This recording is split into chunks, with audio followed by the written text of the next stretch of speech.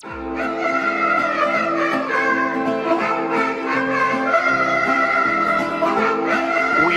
to build a wall, and it has to be built quickly.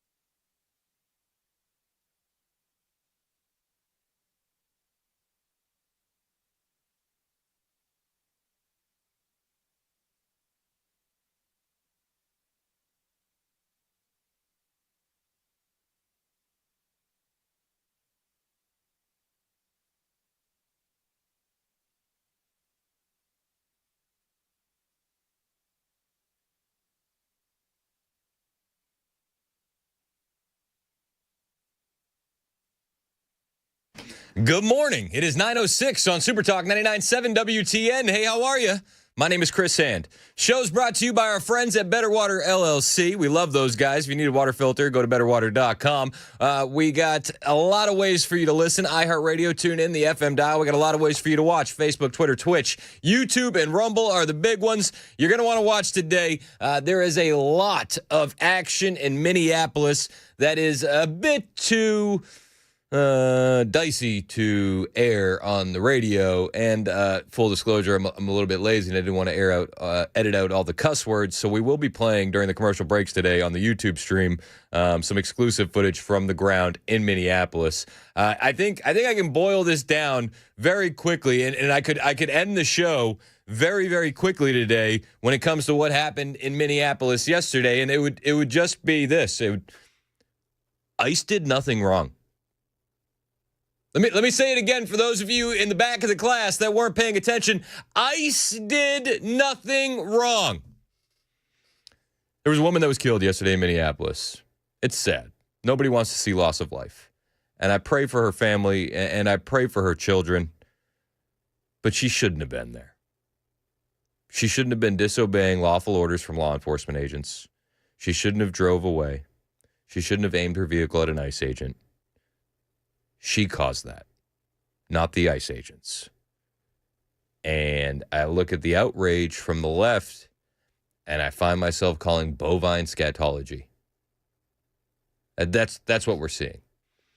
When I hear the statements from Tim Waltz and Mayor Jacob Fry, what I see are two individuals that are actually probably pretty happy that this happened, so that way they can distract from all the Somali fraud that's been going on in their state.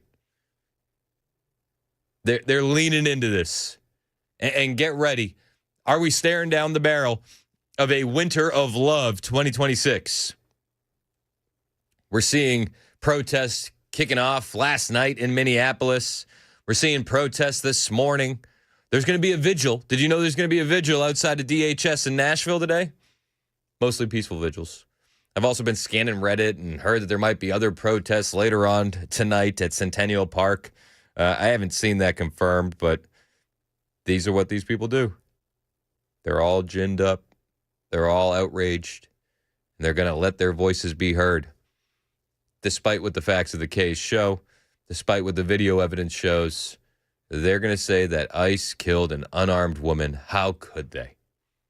How could they? She did this. She caused the reaction from the ICE agents. Had she obeyed the lawful order to stop, had she put the car in park instead of reverse and then drive, this would be a non-story. We wouldn't have even heard about it. We wouldn't have. But she chose to aim her vehicle at an ICE agent and hit the gas. Was she trying to run him over? Debatable. Debatable. If you got a second to make a decision and you're an ICE agent, what are you going to do? The ICE agent had every right. Just yesterday in Minneapolis, there were 3 car ramming attacks. Just yesterday. There's been over 100 vehicle ramming incidents in recent weeks. The ICE agent that fired upon the woman in the car had been rammed and dragged by an anti-ICE protester in June. If you're going to use your vehicle to impede, evade, or attack law enforcement, there's going to be consequences to those actions. FAFO. I feel for her children. I do. I do. I mean, at the end of the day, I feel bad that the kids lost their mom. She had 3 kids. That's heartbreaking. But what the hell are you doing out there if you have 3 kids anyway? Honestly. You're not making good choices. And we saw the results of those choices yesterday.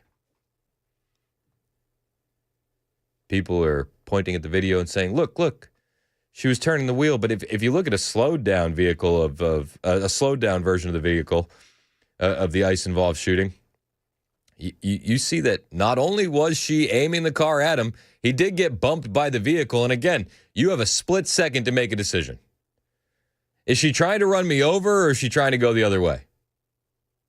Do you want to find out the hard way? ICE did nothing wrong. ICE did nothing wrong. How did we get to where we are today? Where American citizens feel the need to impede law enforcement violently. Well, that's because of the Democrats. And that's because of the rhetoric that we have been seeing for the past year. Since Donald Trump took office and the mass deportations were put into effect via mandate, political mandate, we have endured a year of the demonization of law enforcement, ICE agents, DHS, and more. And it's from the Democrats. And if you don't believe me, all we have to do is check the tape. Because the internet lives forever, my friends. Western Lensman on X put together the highlight reel. And it's here for everyone who doesn't think that this is the case. Every single ICE agent who's engaged in this aggressive overreach, no matter what it takes, no matter how long it takes, will of course be identified. This is not the 1930s. Secret police who are masked, who are intimidating, who are scaring people. These Gestapo-like tactics. This is Gestapo-like behavior. Donald Trump's modern-day Gestapo is scooping folks up off the streets. When you compare the old films of the Gestapo grabbing people off the streets of Poland, it does look like a Gestapo operation. You posted on social media that, quote, ICE is acting like a terrorist force. ICE agents, they are coming and kidnapping and disappearing people on the streets of the United States. But this terror campaign of having masked people rolling up in vans, but we also have to talk about the agents themselves that are carrying this out. If you have any decency, quit now. Because just doing what you were told has been the justification for some of the worst horrors and crimes against humanity. Masked agents of the state in unmarked vehicles are terrorizing communities. They are disappearing people. They're disappearing people. They're terrorizing communities. They're Nazis. They're the Gestapo. Are we shocked that we're where we're at? I'm not surprised at all. I'm not. And by the grace of God, no ICE agents lost their life today. We know that they have been put in immense danger. The attacks on ICE agents through the roof. It was just a few months ago that some deranged leftist climbed to the roof of a building in Dallas and started shooting at ICE agents, lest we forget. And yesterday, we saw another deranged leftist use her SUV to block federal officials in Minneapolis. When they tried to open her door, she slams it in reverse. When they yell at her to stop, she puts it in drive. The car is aimed at an ICE agent. What the hell did you think the result was going to be? Andy No on X. Renee Good. Pictured below with long blonde hair, she is a queer activist from Colorado who moved to Minneapolis. In reaction to the deadly incident, leftists are urging violence and riots in Minneapolis. Rioters earlier surged to a federal building, smashed up the entrance. We have the video of that. The shooting incident occurred in the context of the far left and Antifa urging violence against ICE for months. I wouldn't even say that it was the far left. I think it's just the left in general, as displayed in that highlight reel we just played. It's the left. They're urging violence. They're pushing for this. The rhetoric is demanding this from their base. It has led to an Antifa cell carrying out an ambush shooting in Texas on the Prairieland facility. At least 7 have pleaded guilty to a federal terrorism charge. Then in Dallas, an ICE facility was shot up by an anti-ICE activist, killing people. Are we surprised that this is where we are? No. No, we're not. But this woman is deranged. Make no mistake about it. Renee Good. Not all put together. She actually wrote a poem. This is the woman who was shot by ICE in Minneapolis after attempting to ram the agent with her vehicle. This is a poem by Renee Nicole Macklin. I've donated Bibles to thrift stores, mashed them in plastic trash bags with an acidic Himalayan salt lamp. The post-baptism Bibles, the ones plucked from street corners from the meaty hands of zealots, the dumbed-down, easy-to-read, parasitic kind. That's a poem. That's a poem. This woman was unhinged. That's clearly evident by what she was doing yesterday. If you have 3 kids, how on earth are you spending your days trying to impede ICE? And make no mistake about it, that's exactly what she was doing. You'll hear from witnesses on CNN, hand-picked, hand-plucked, that'll say she did nothing wrong. She was just spooked. She was trying to reverse her vehicle. I heard this yesterday on CNN. I think this was on Aaron Burnett's show. Is that Aaron Burnett? I don't know. I don't know all their names, but she had a witness on the scene, and the witness on the scene said, "Oh my goodness, how could this happen? She was just trying to turn around and get out of there." Emily Heller is out front now, who you heard there and filmed that in that horrifically traumatic moment. So Emily, I know you live there. This is your street. This is your home. And you're inside your house. You hear all of this commotion. Everything is starting to happen. Okay, can you tell me what happened then? You hear everything. You come outside, and then what? I hadn't even gotten dressed. I was making breakfast. I went out. I heard the commotion. I heard whistles, which is a common sign of ICE is nearby. And I went out onto my front porch. I didn't even have shoes on, and within 60 seconds, everything had already gone down. But there was an ICE convoy that seemed to be stuck, and then there was a protester who was blocking traffic, so they couldn't progress. And she was totally peaceful, and ICE, it seemed, completely unorganized. They didn't really know what they were doing. They were screaming at her to move, move, move. And then they approached her vehicle aggressively and tried to open her door. And then that's when she got spooked, and she reversed her vehicle to turn her wheels to try to escape. And that's when an ICE agent stepped in front of her vehicle and said, "Stop." And then, she was already moving, and then point blank shot her through her windshield. She did nothing wrong, right? Even the witness that CNN grabbed said, yes, she was a protester. Yes, she was blocking traffic. What are we supposed to expect? Christy Noem detailed it yesterday. There were 3 vehicle ramming incidents already in Minneapolis that day.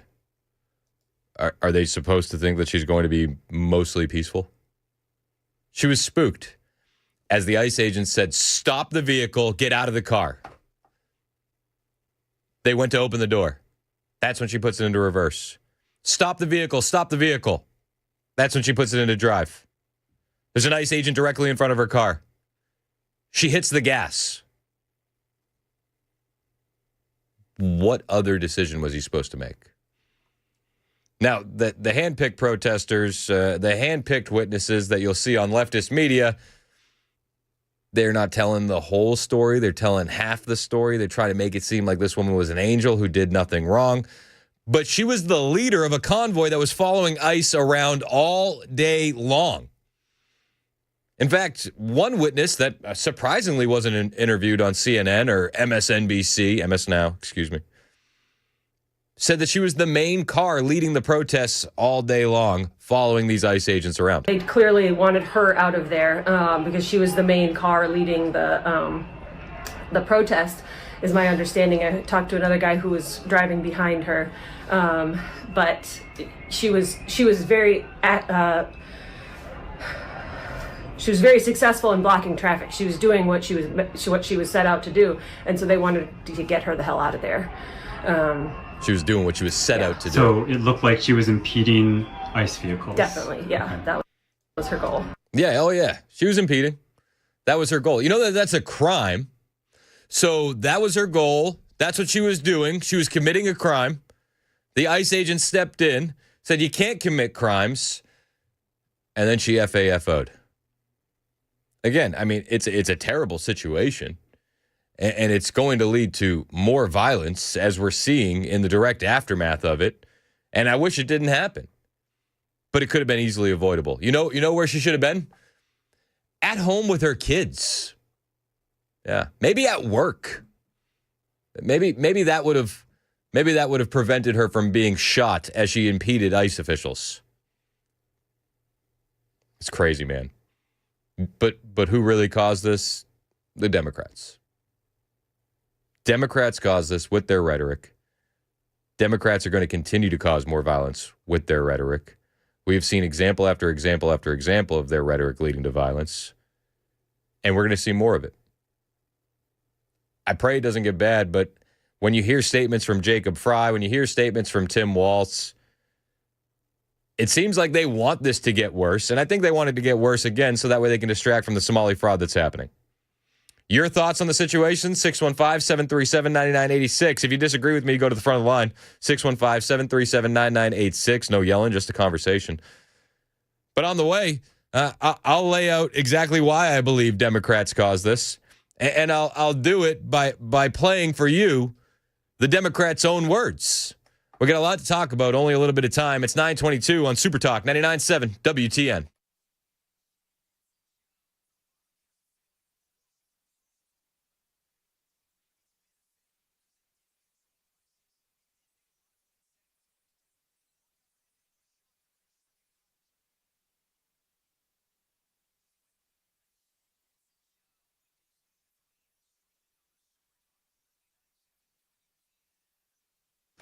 Hey, what's up? It's Chris Hand for my friends at Better Water LLC. If you're tired of weird smell stains or just plain old bad tasting water, these are the guys you need to call. You might be like, what is going on with the water? Is there something in there? Here's the thing. Better Water will test your water for free. You could have some nasty stuff in there. Sulfur, iron, chlorine, bacteria, even E. coli. But you might have nothing. And Better Water will tell you either way. If you do have the nasty stuff, they offer a range of options. Reverse osmosis, specialized filters, UV lights. Better Water has you covered. They can clean it up. They're a local company based out of Smyrna. They're already treating the water at the local coffee shops and hospitals around town, so you may have even already tasted their work and not even known it. These guys are the best. Stop drinking the junk out of your tap. Get your water tested today. Give Better Water a call. 615-355-6063. That's 615-355-6063. Or you can find them online, betterwater.com.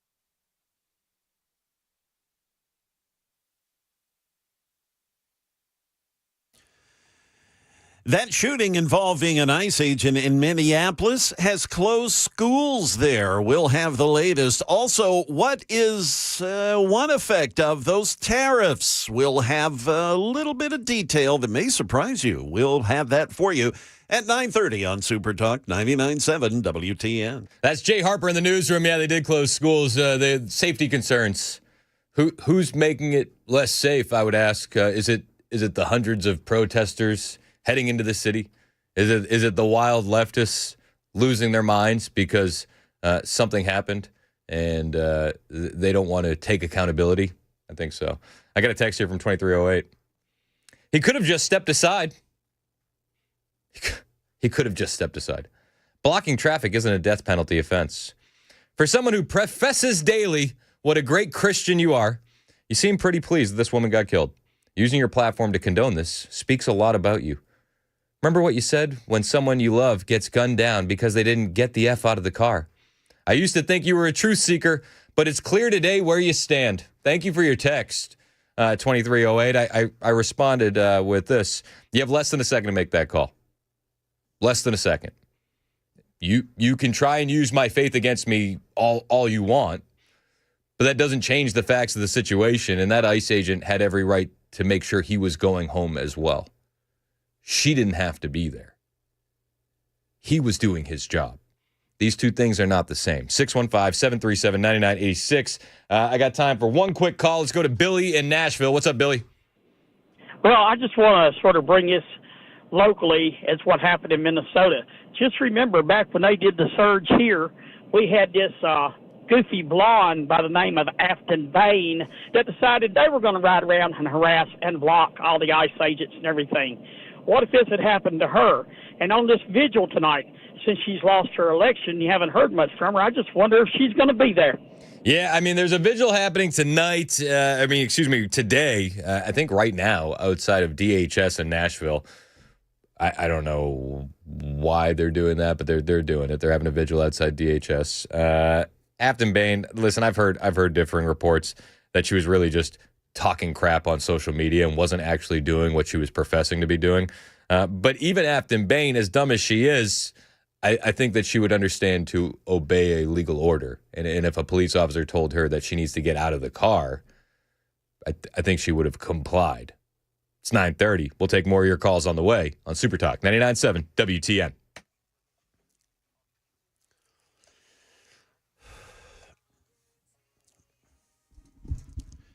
It is indeed 9:30. I'm Jay Harper with your top stories. A weather forecast, a warm one, is on the way.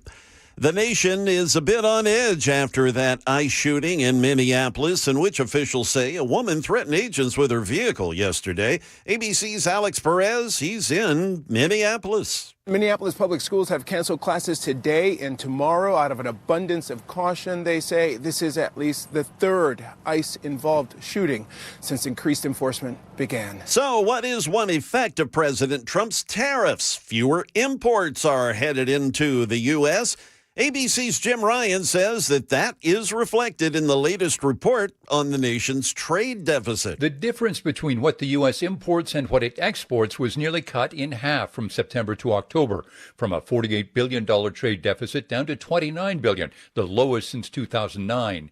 The Trump administration has pointed to the shrinking trade deficit in recent months as evidence that its economic policies are working. Back here in Tennessee, calls are growing to close what some residents describe as a loophole that allows people without a driver's license or insurance to get a license plate. Under current state law, a person can register a vehicle without having a valid license or proof of insurance.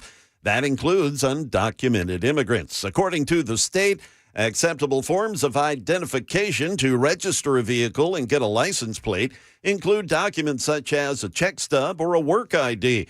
Proof of residency can also include utility bills and bank statements. That's the latest news. Weather is next. I'm Jay Harper, WTN News. Positive Coaching Alliance. Got issues with youth or high school sports? Positive Coaching Alliance can help. PCA, a national nonprofit, offers more than 1,000 free online resources for youth and high school sports coaches, parents, students, and administrators. Visit Hey, it's Chris Hand here from my friends at Busy Bee Plumbing, Heating, and Cooling. Love these guys. Middle Tennessee, winter is here. I know it doesn't feel like it, right? It's like 60 degrees outside, but I'm looking at the forecast. Next week, it's going to start getting cold again. We will get some snow eventually later on in January or February, hopefully. Fingers crossed, but I got a question.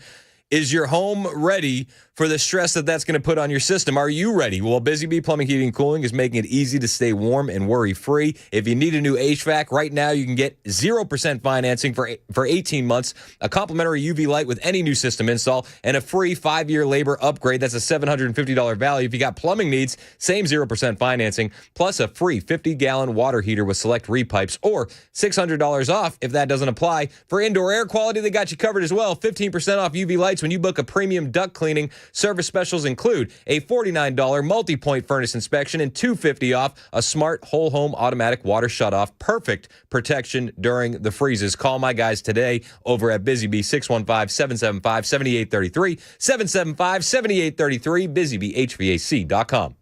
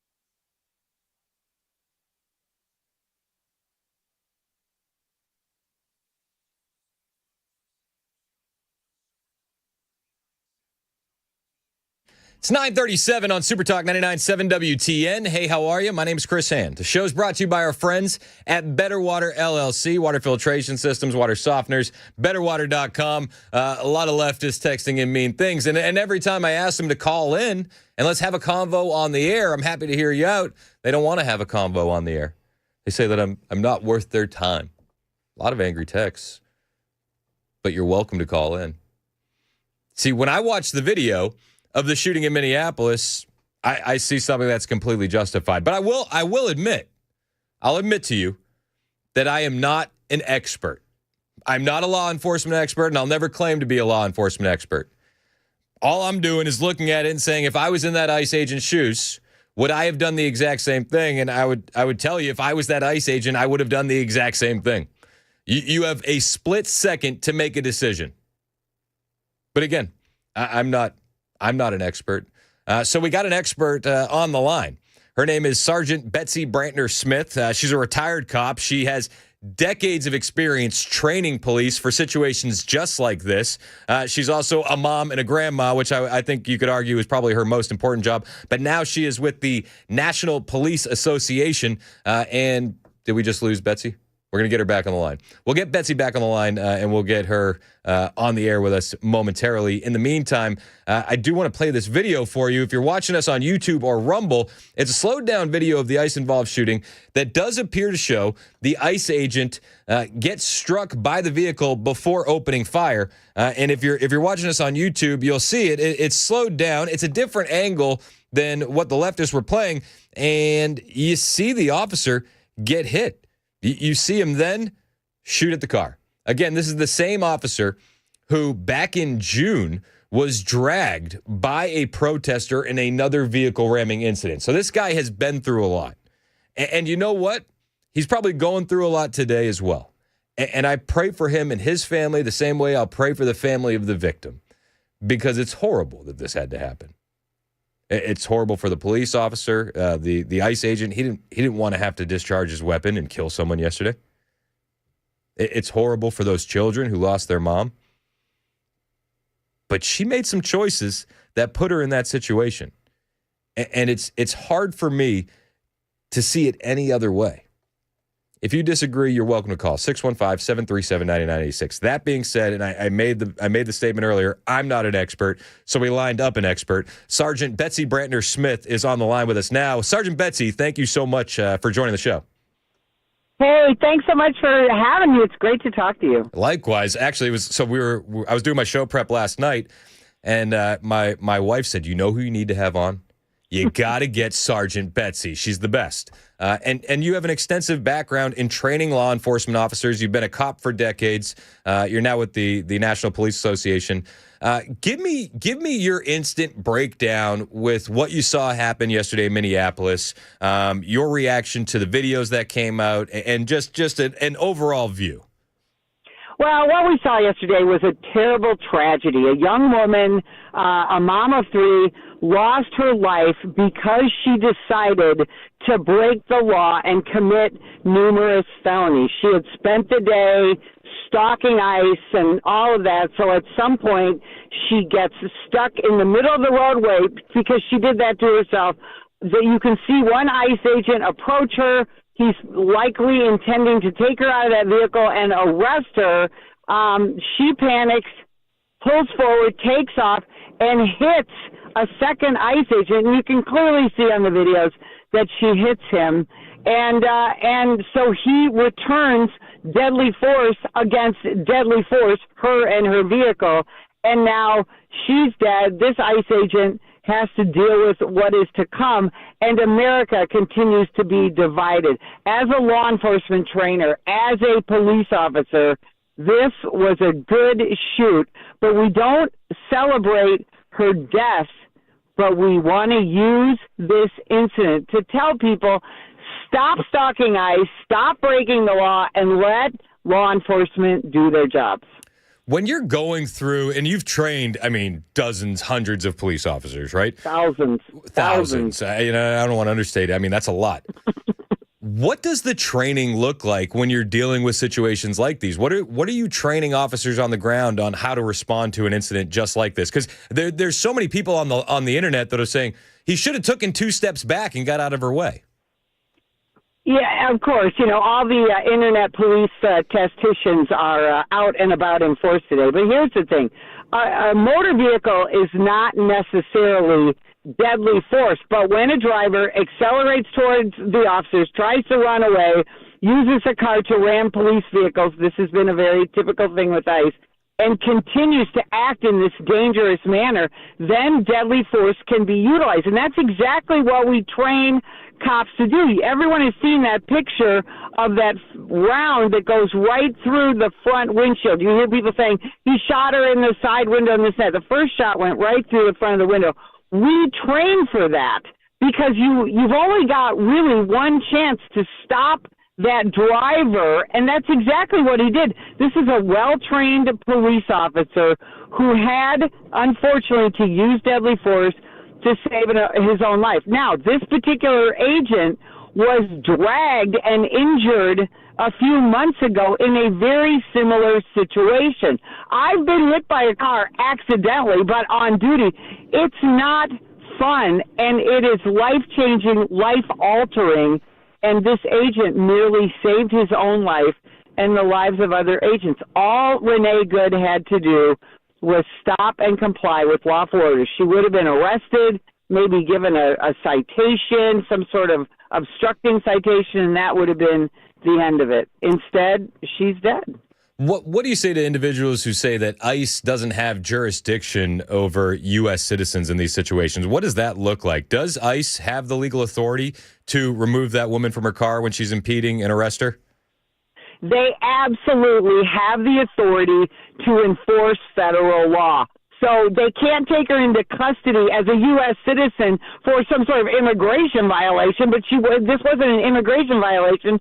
This was obstructing, impeding, interfering, and endangering, and they absolutely have the jurisdiction to take her into custody. What would have been really helpful is if the Minneapolis Police Department would have been there helping ICE with crowd control, with doing the job of serving these warrants. And what could have prevented this in the first place is if the sheriff's department and the police department in the area there would hand over these detainees while they are in police custody. In other words, if they would honor ICE detainers.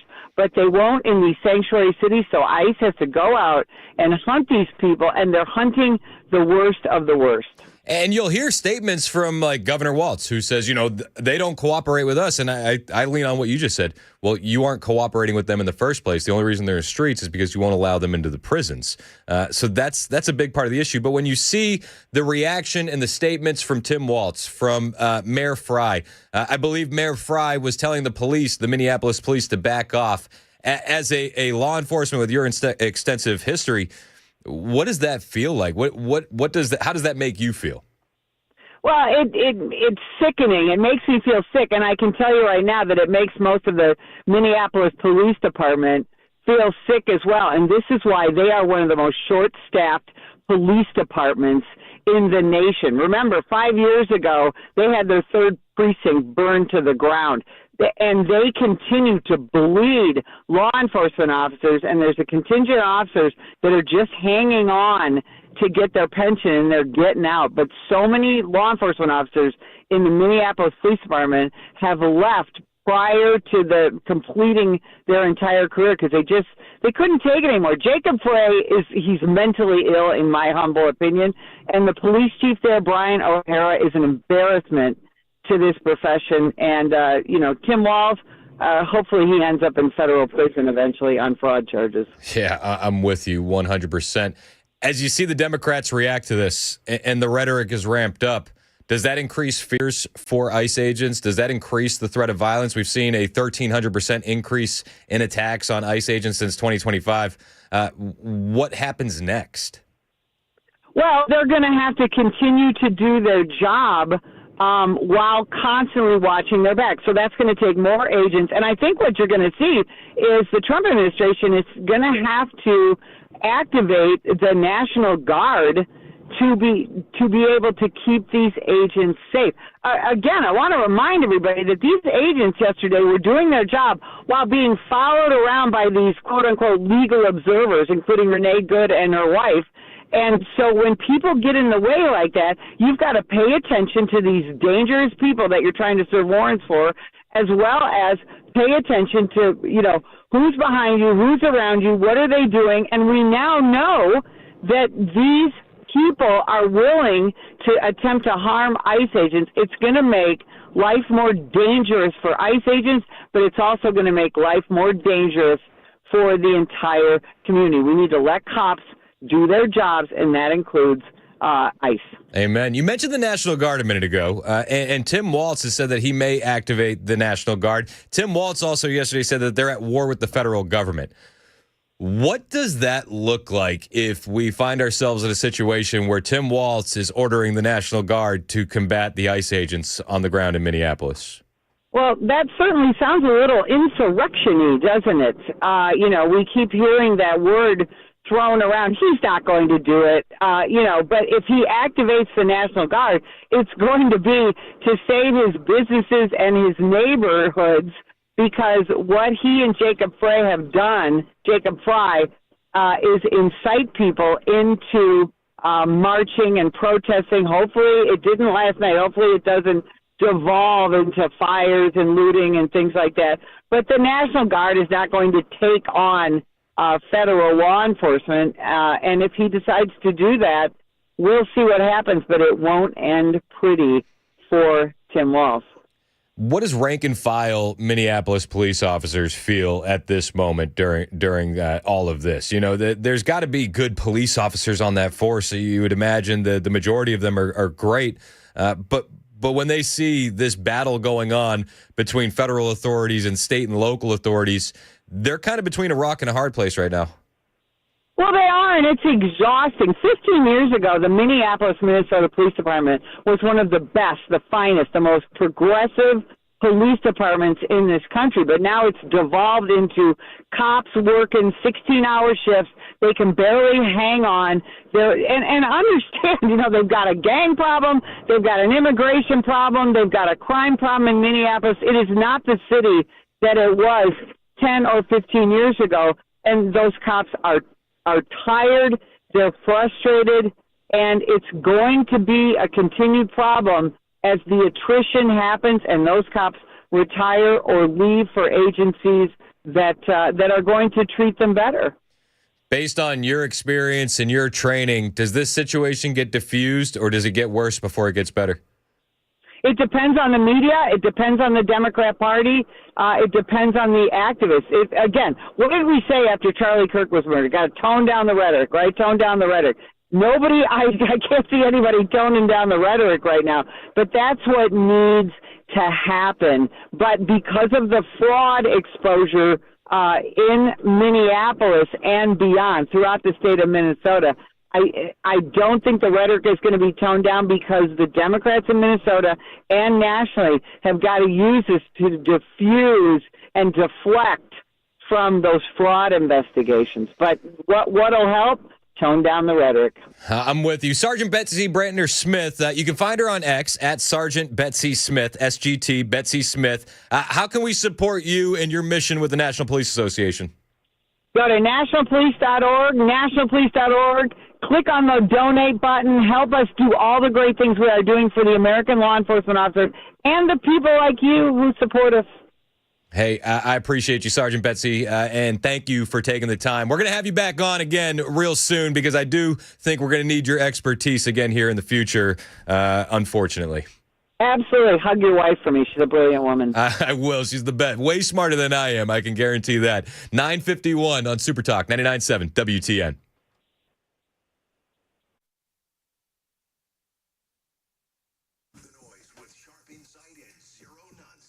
Catch Chris Hand on demand anytime. Available on YouTube, your favorite podcast platform, and the Super Talk 99.7 WTN app. Hey, what's up? It's Chris Hand here from my friends at the Glock store. Your personal safety is going to be your responsibility, so we always tell you got to go to the Glock store, you got to find a firearm you like, and you got to get some training.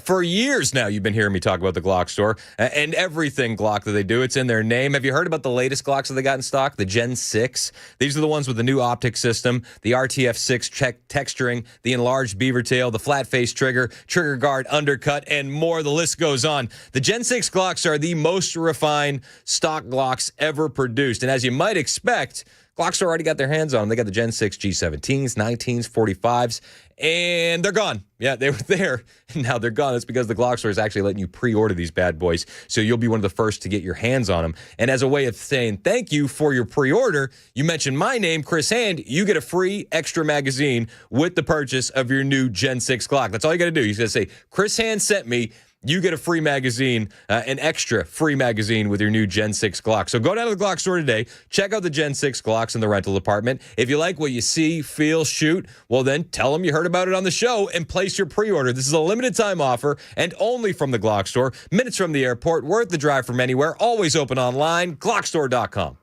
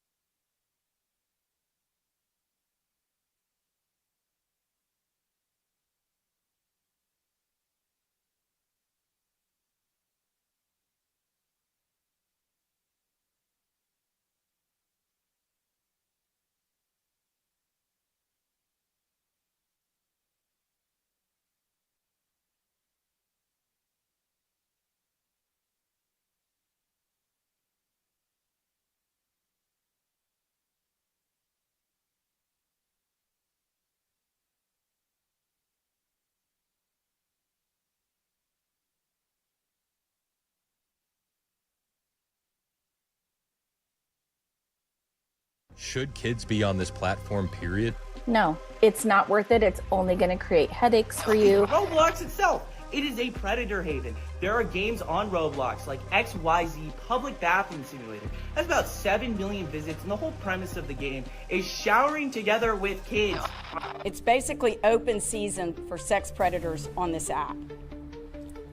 For this reason and all of the others that we've talked about today, Roblox is violating Louisiana law. If you join it, you're going to see predators, you're going to see naked avatars, you're going to see people peeing and all this sort of weird stuff. If I was a parent and I saw that, I would be outraged. I would be totally outraged. And parents aren't aware of this. Because there is so much content and it's so difficult to monitor, and there's, 40% of their users are under the age of 13.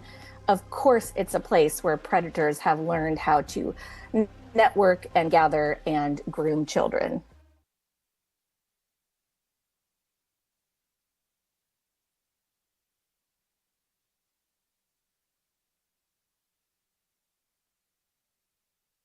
So in Chicago, you had a massive ICE raid. They were pinned in by a bunch of locals and some gang members as well. ICE was. And these guys, these gang members, they had... So in Chicago, you had a massive ICE raid. They were pinned in by a bunch of locals and some gang members as well. ICE was. And these guys, these gang members, they had weapons, high-powered weapons. And these ICE agents, they were blocked in by hundreds of these locals. And there's a guy on the roof pointing something at them as well.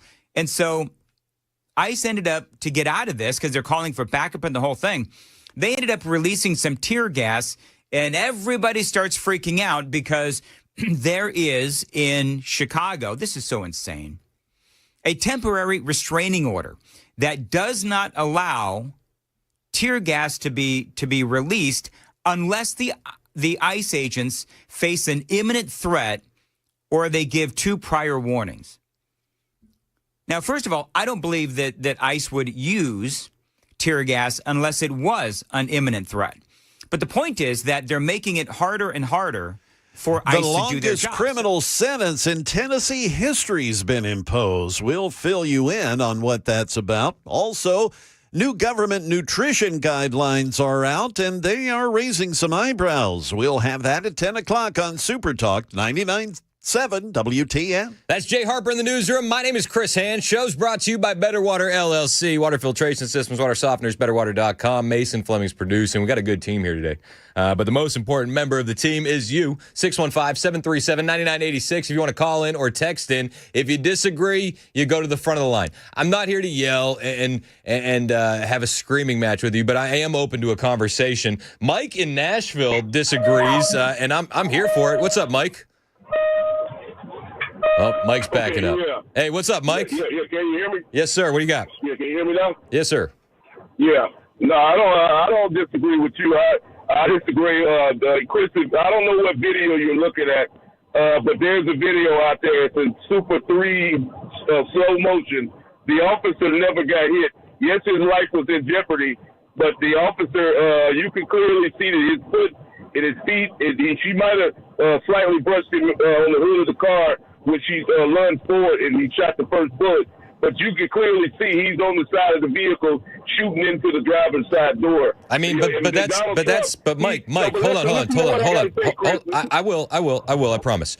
But that's dispelled by the bullet holes in the windshield. He didn't shoot. There's bullet holes in the windshield. So the first shot came from the front of the vehicle.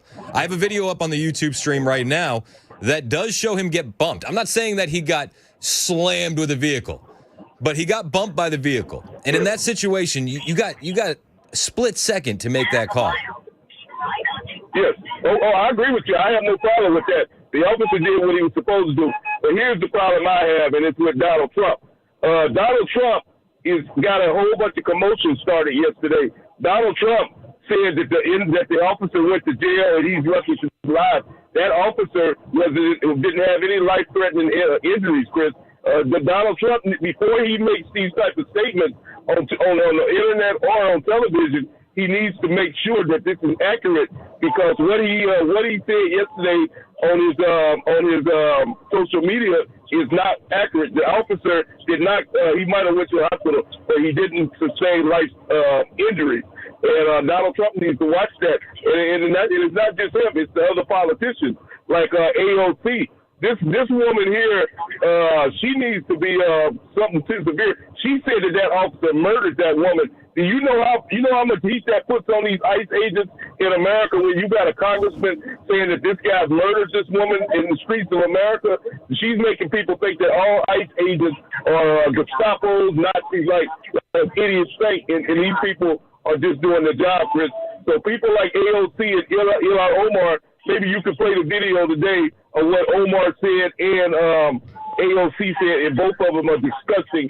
And like you said earlier, Chris, if that woman would have been at home with her kids like she was supposed to be, we wouldn't even be talking about this today. The woman was wrong for even being there and trying to impede law enforcement. And if you try to run over a law enforcement, I'm with you, Chris. There's not a law enforcement in America today. That lady who just called that wouldn't have done the same thing that man did. So he did nothing wrong to protect his life. Thank you for taking my call. I appreciate it. Yeah, what Donald Trump said in his statement was that the ICE officer was willfully and viciously ran over. Yes, he wasn't ran over. He was bumped. I'll give you that. But what would the conversation be today had he been run over? And who's to say that he wouldn't have been run over if he didn't fire in self-defense? Things change very, very quickly. He had a split second to make that decision. I think he made the right decision. We'll take more of your calls on the way. Plus, I got the reaction that Mike was talking about from the left. Ilhan Omar, AOC, Tim Waltz, Jacob Fry. I'll play you all the audio, plus some Kristi Noem facts on the way. It's Super Talk 99.7 WTN.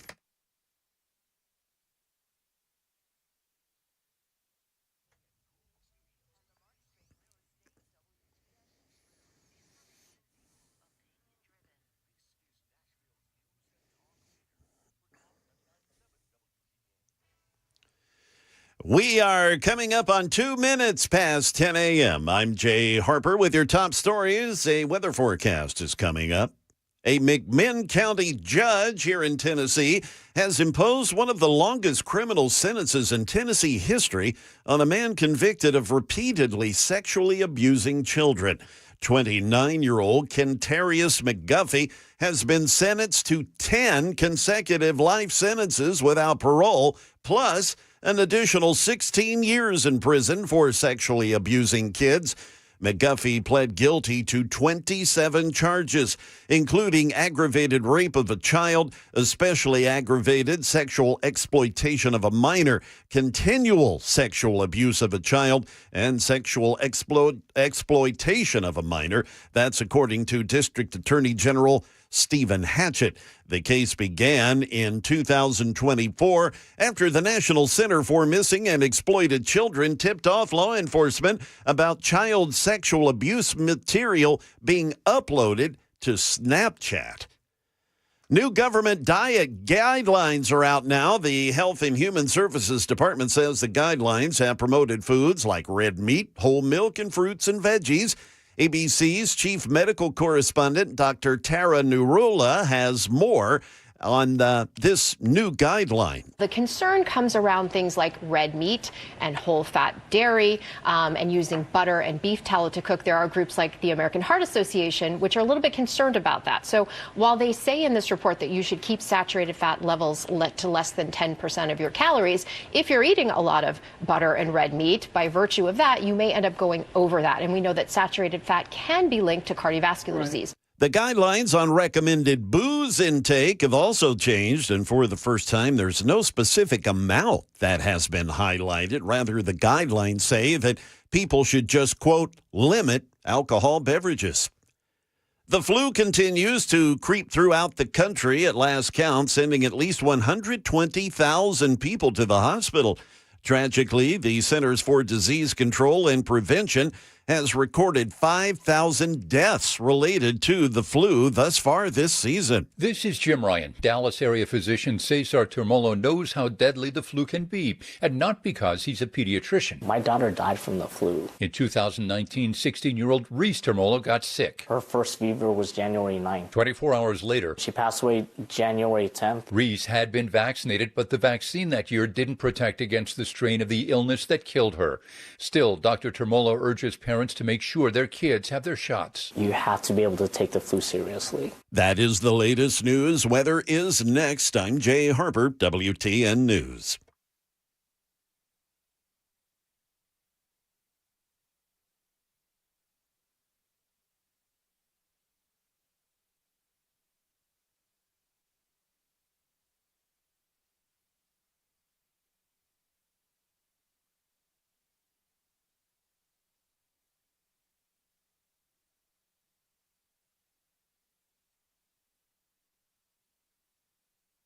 We've just reached the 2-year mark of the Freddie O'Connell tenure as mayor of the city of Nashville, and one asks oneself, what has he done for this city?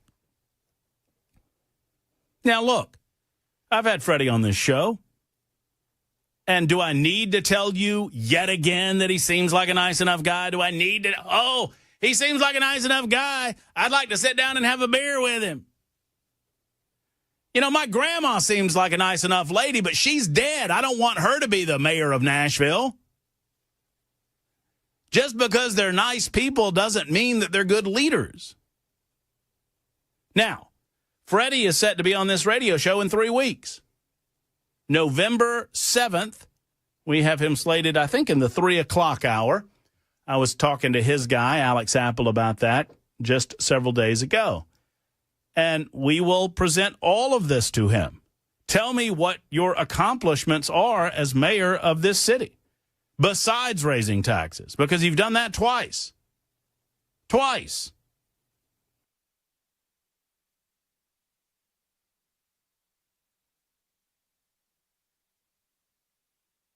Hey, this is Pastor Al, and join us on Super Talk 99.7, Sunday evenings from 7 to 8. We're going to look at the news from a biblical perspective.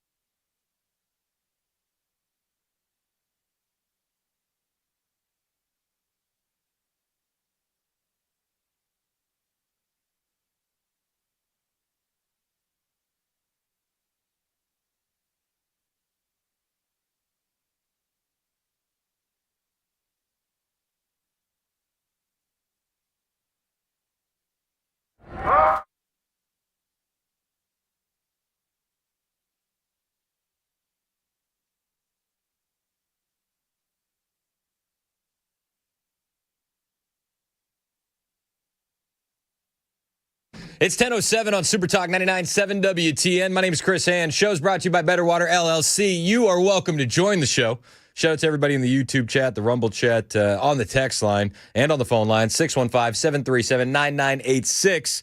If you're watching us on YouTube or Rumble, don't forget to hit like, hit subscribe, share the show with your friends. I'm going to be taking your phone calls all day long because I think that you are the most important part of the show, and I want to have a conversation. I've had a lot of text messages where people disagree with me, and I keep inviting them to come on. I don't want to have a screaming match. I just want to have a conversation. You're more than welcome if you want to have that conversation. Yet I never seem to get them to call in. I wish they would. I think that conversations are the best way to avoid this kind of violence, but nobody wants to have these kinds of conversations. Tim Waltz, Jacob Fry, I do believe that they are happy about this. Secretly, somewhere, deep down, they're excited about this.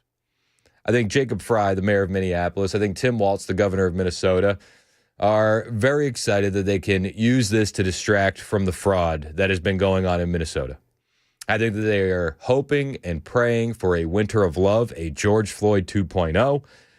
And that might be an unpopular opinion, but that's what I see. That's what I see. Jacob Fry yesterday was given a press conference with a few cuss words, which we're not going to play on the air, but we will play on the stream during the commercial break.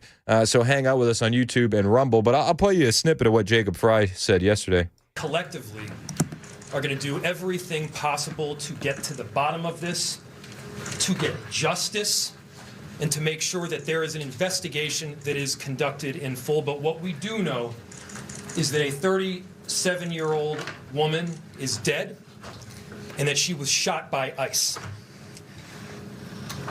We've dreaded this. We've dreaded this moment. We've dreaded this moment. What would they be saying today had the ICE officer been run over and killed? Would they say that ICE brought this upon themselves? Probably. 615-737-9986. Our friend Matt from Smyrna is on the line. What's up, Matt? How you doing, man? Hey, man, doing good, I guess. How you doing? I'm good. Long time no talk, and I appreciate you calling in because I'm assuming that you have a completely different view on the situation that happened yesterday than I have, and we always seem to have good conversations. So what are you thinking? Okay, so one, to do due diligence, you did have the sergeant on, and she gave her opinion. Her opinion is not gospel. Would it be good journalism if you get another sergeant from Minneapolis to get a counterpoint? Well, I would just say in response to that, Sergeant Betsy has trained thousands of police officers. She's got decades of experience. I mean, she's a pretty good source. I'm not saying this isn't, but it all that stuff by your naive and all your other listeners' naive ears, it might not be accurate. So, like I'm saying, you always want more sources. How would you come to the conclusion that I'm naive? The issue would be you would have multiple sources. You just would not rely on one. That's all I'm saying. That makes me naive? It may be naive. Well, maybe not naive as in your knowledge, but naive as if you're trying to run a narrative. Just have both sides. Just do. If you're going to do one side, do the other. Well, like I said, this is why I'm happy that you're calling, because I want people with differing opinions on the air, and I want to have these conversations. So when you saw everything that went down yesterday, what was your initial reaction? I saw multiple things. First and foremost, you can't put yourself in a situation like that. That's number one. You just don't do it. It's because things can get sideways, and people with badges and guns are going to do things that you're going to come out on the wrong side of. Well, first, I do respect that you acknowledge that she had no reason to put herself in that situation. It just wasn't beneficial for her in the long run. It wasn't beneficial for anybody. But here is what we need to be talking about. It is the deadly force. Now, I've seen 3 different angles. The policeman was on the right side of the vehicle if you're looking at the driver's side. He could have got out of the way. And if you notice, when she backed up, the wheels were turned to go right. Now, so in that split second, you're saying that the officer sees a car. They've told the woman to stop. They've tried to get her out of the vehicle. She's put it in reverse. She has now put it into drive. The officer has to judge which way her wheels are pointing and take a few steps back out of the way. What happened is, again, you get out the way because deadly force, if you look, he shot from the side. The immediate danger is not there anymore. But once she was going to the right, to his right, and he is going to his right, the immediate danger is gone. But that's completely debunked by the bullet hole in the windshield, Matt. You can still have your gun drawn.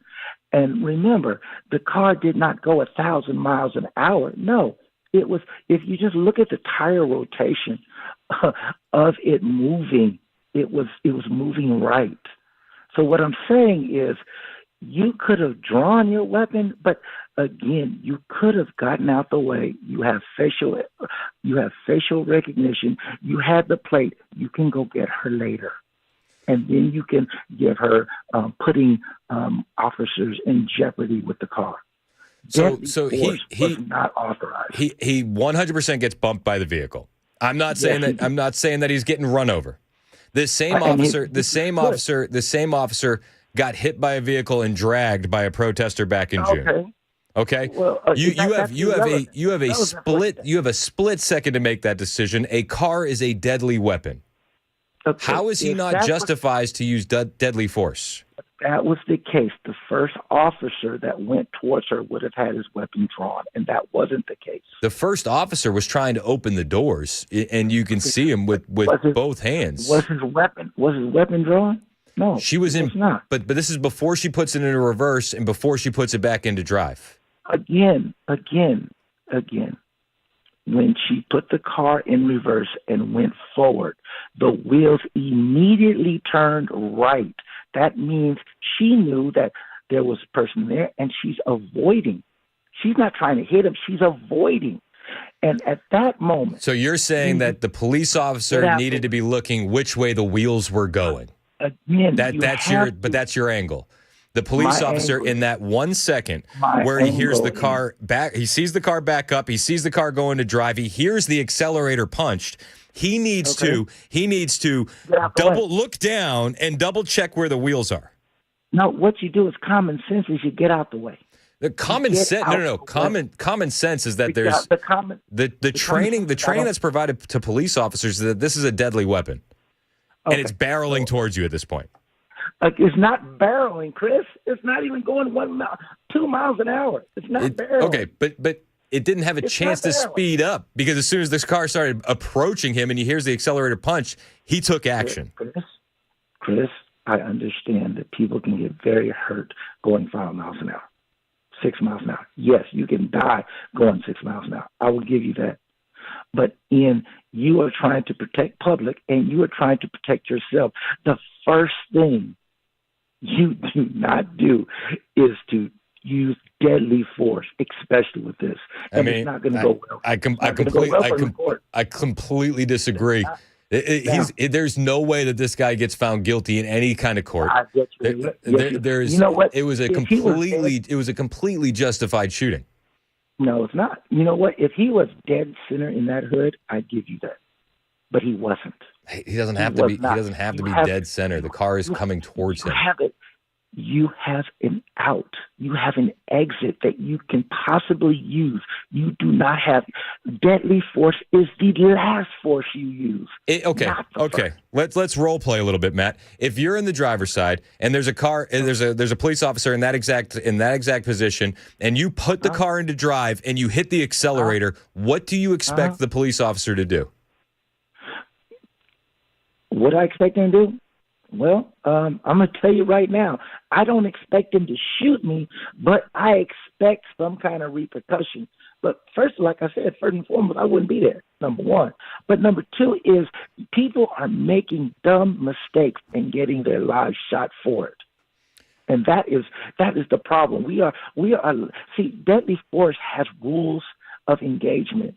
Yep. And a vehicle is a deadly weapon, and it was coming towards him. I think I appreciate the call, Matt. I think where we agree is that she shouldn't have been there in the first place, and after that, we completely disagree on everything else. 615-737-9986. 615-737-9986. Let's go to Rick on the line. What's up, Rick? Thanks for holding as long as you did, man. What do you got? Good morning, Chad. Man, I thoroughly enjoy your show. It's Chris. It's Chris. I'm sorry, Chris. I'm in my upper 70s, so cut me a little slack. I got you. And listen, if my voice doesn't carry like it once did, so I hope you understand me okay. I got you. Thanks, pal. Before retiring and relocating down here in rural Murray County, I had a long career in the Nashville Metro PD. I was a patrol sergeant. Unfortunately, I had 3 separate occasions where I was forced to draw my weapon and attempt to use deadly force. A terrible, terrible situation to be in. To make in a split second, make a life or death situation is just a horrible situation to be in. Absolutely. These people, all given their conclusions and their opinions, they had the advantage of watching that video over and over, and like you say, from 3 different angles. That police officer, which you've covered, agent, he didn't have the advantage of watching those videos. He had no idea what that woman's intent was, okay? And in that split second, he had to make a decision, is this woman going to try to avoid me, or is she going to run over me, and do I not go home to my family tonight? That's just I agree with that 100%. With your police background and your training, do they train you guys when a vehicle is coming towards you to look at the tires and determine which direction the vehicle is going? Oh, well, my goodness. Because that's what my liberal friend who just called in said should have been done. Oh, I just shook my head when they got said that.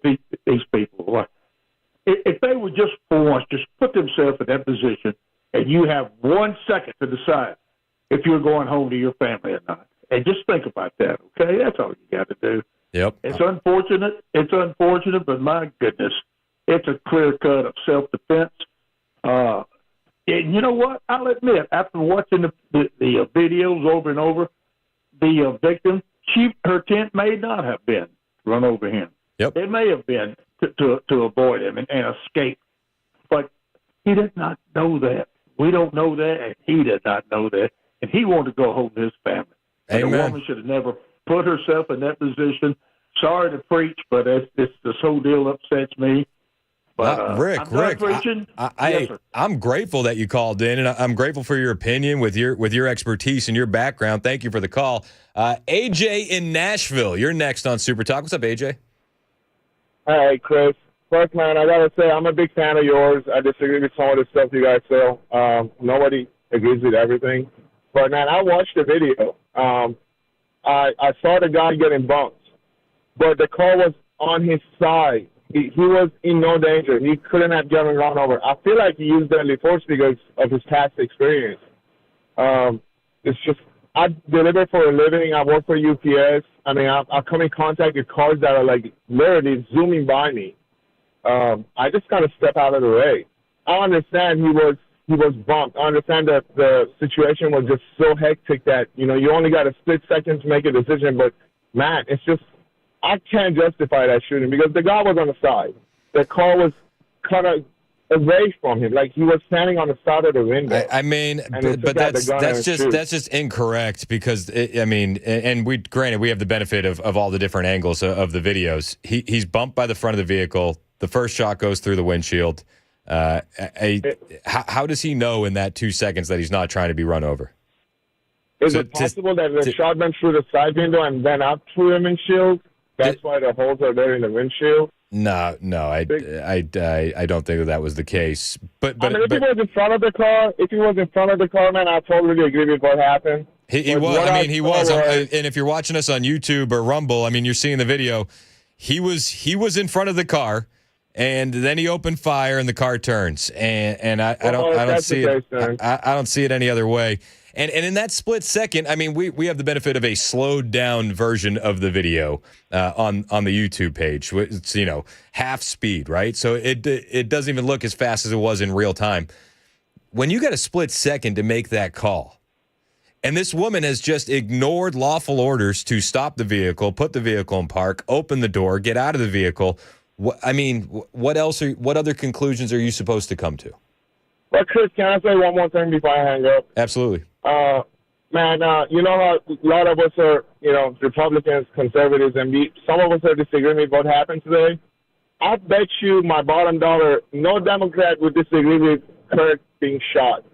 Like, nobody would come and defend a guy who speaks the truth and, speaks something that they don't like.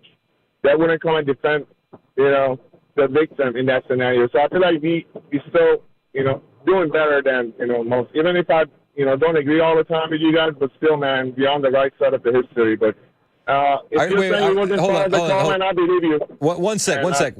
So you're saying that the Democrats wouldn't defend her getting shot? That's what you're saying, that they won't defend her getting shot? So if the person who was shot was a Republican, famous Republican, whatever, candidate or whatever, and he was shot by the cops, the Democrats would not feel a bit sorry or remorse for what happened. Oh, if it was a conservative? Like, man, that's, So if it was a conservative, no Democrats would be on the phone right now, but hey, man, he shouldn't have been shot. Maybe it was unjustifiable. No, everybody would be celebrating. So 100%. And we actually saw that. And I appreciate the call, AJ. And I, even though you don't agree with everything, I appreciate you listening.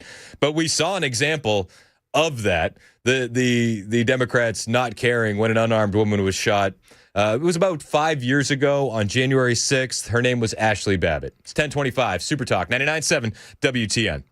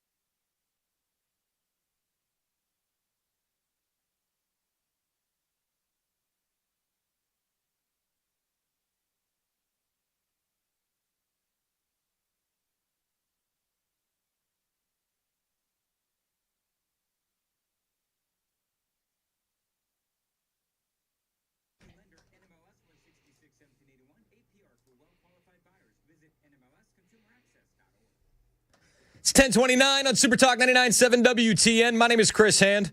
The Democrats have been coming out in full force to say that the shooting was unjustified. She was a legal observer who just so happened to be following around ICE all day long and impeding. And the mayor of Minneapolis said that ICE needs to get the F out of Minneapolis. But even the fake news, MSNBC, sorry, I don't want to dead name them, MS Now, called out the mayor of Minneapolis for these statements, saying that what he's doing is escalating tensions in Minneapolis. This was yesterday. When elected officials get out in front of an investigation and give you their conclusions, I don't know how helpful that is. I hear what the mayor's saying. He's certainly speaking from the heart. But for him to say for ICE to get the F out of Minneapolis, that's not helpful. It's not going to happen. It's just could escalate things. And it is escalating. We've been seeing protests all morning, protests last night. They want a Winter of Love 2.0. Did you hear the mayor's comments where he was cursing up a storm and acting like a tough guy? We'll play them for you during the commercial break, live on the YouTube stream, unedited. Find us over there. Search 99.7 WTN on YouTube and Rumble, Facebook, Twitter, or Twitch. Hit like and subscribe. We'll be back with more on the way. The news starts right now on Super Talk.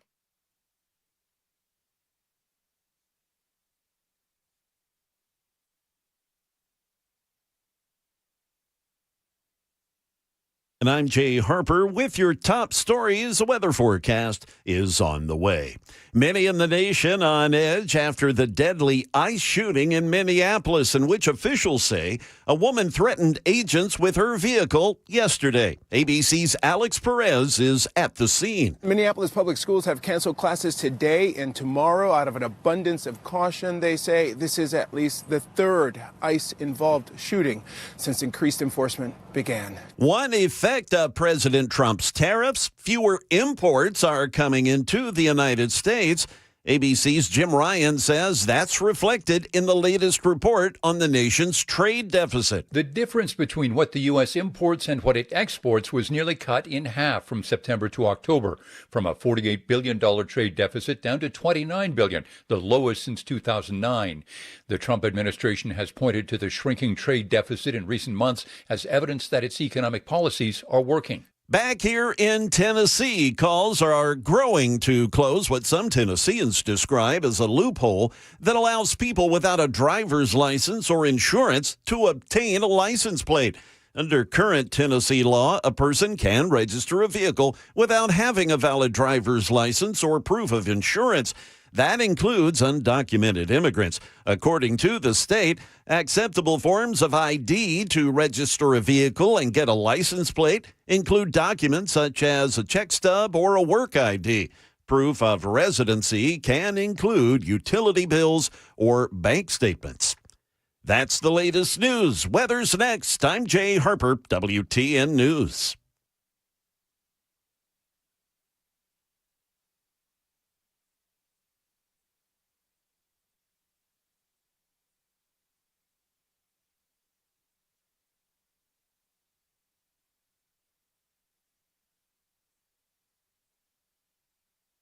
Hey, what's up? It's Chris Hand here from my friends at the Wellness Institute of Nashville. It's time to get you back to a pain-free life in 2026, and the Wellness Institute of Nashville has the most futuristic tech to do it. If you're dealing with back or neck pain, sciatica, herniated or bulging discs, numbness in your arms or legs, knee pain, you need to listen up. The Wellness Institute of Nashville, they're stepping their game up in 2026, and they are the first and only office in Tennessee with a brand new device called the HydroWave.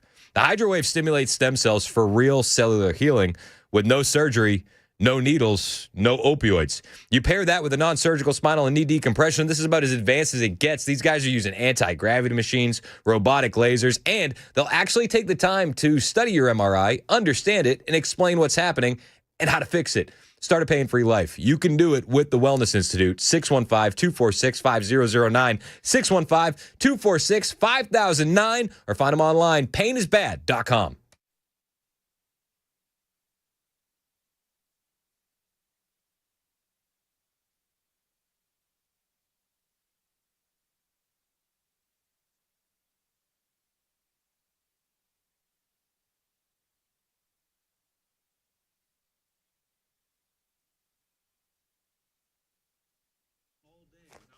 All right, we are back on the YouTube stream exclusive. I don't like editing these comments that we got from Mayor Jacob Fry yesterday. I don't want to edit them out. I feel like you lose something in that, so I figured we would do this as a stream exclusive. Jacob Fry was absolutely ratcheting up the rhetoric yesterday, and this is going to lead to more violence in the city of Minneapolis. Let's start with this, where he called the claims of self-defense, I quote, bullshit. Are going to do everything possible to get to the bottom of this, to get justice, and to make sure that there is an investigation that is conducted in full. But what we do know is that a 37-year-old woman is dead and that she was shot by ICE.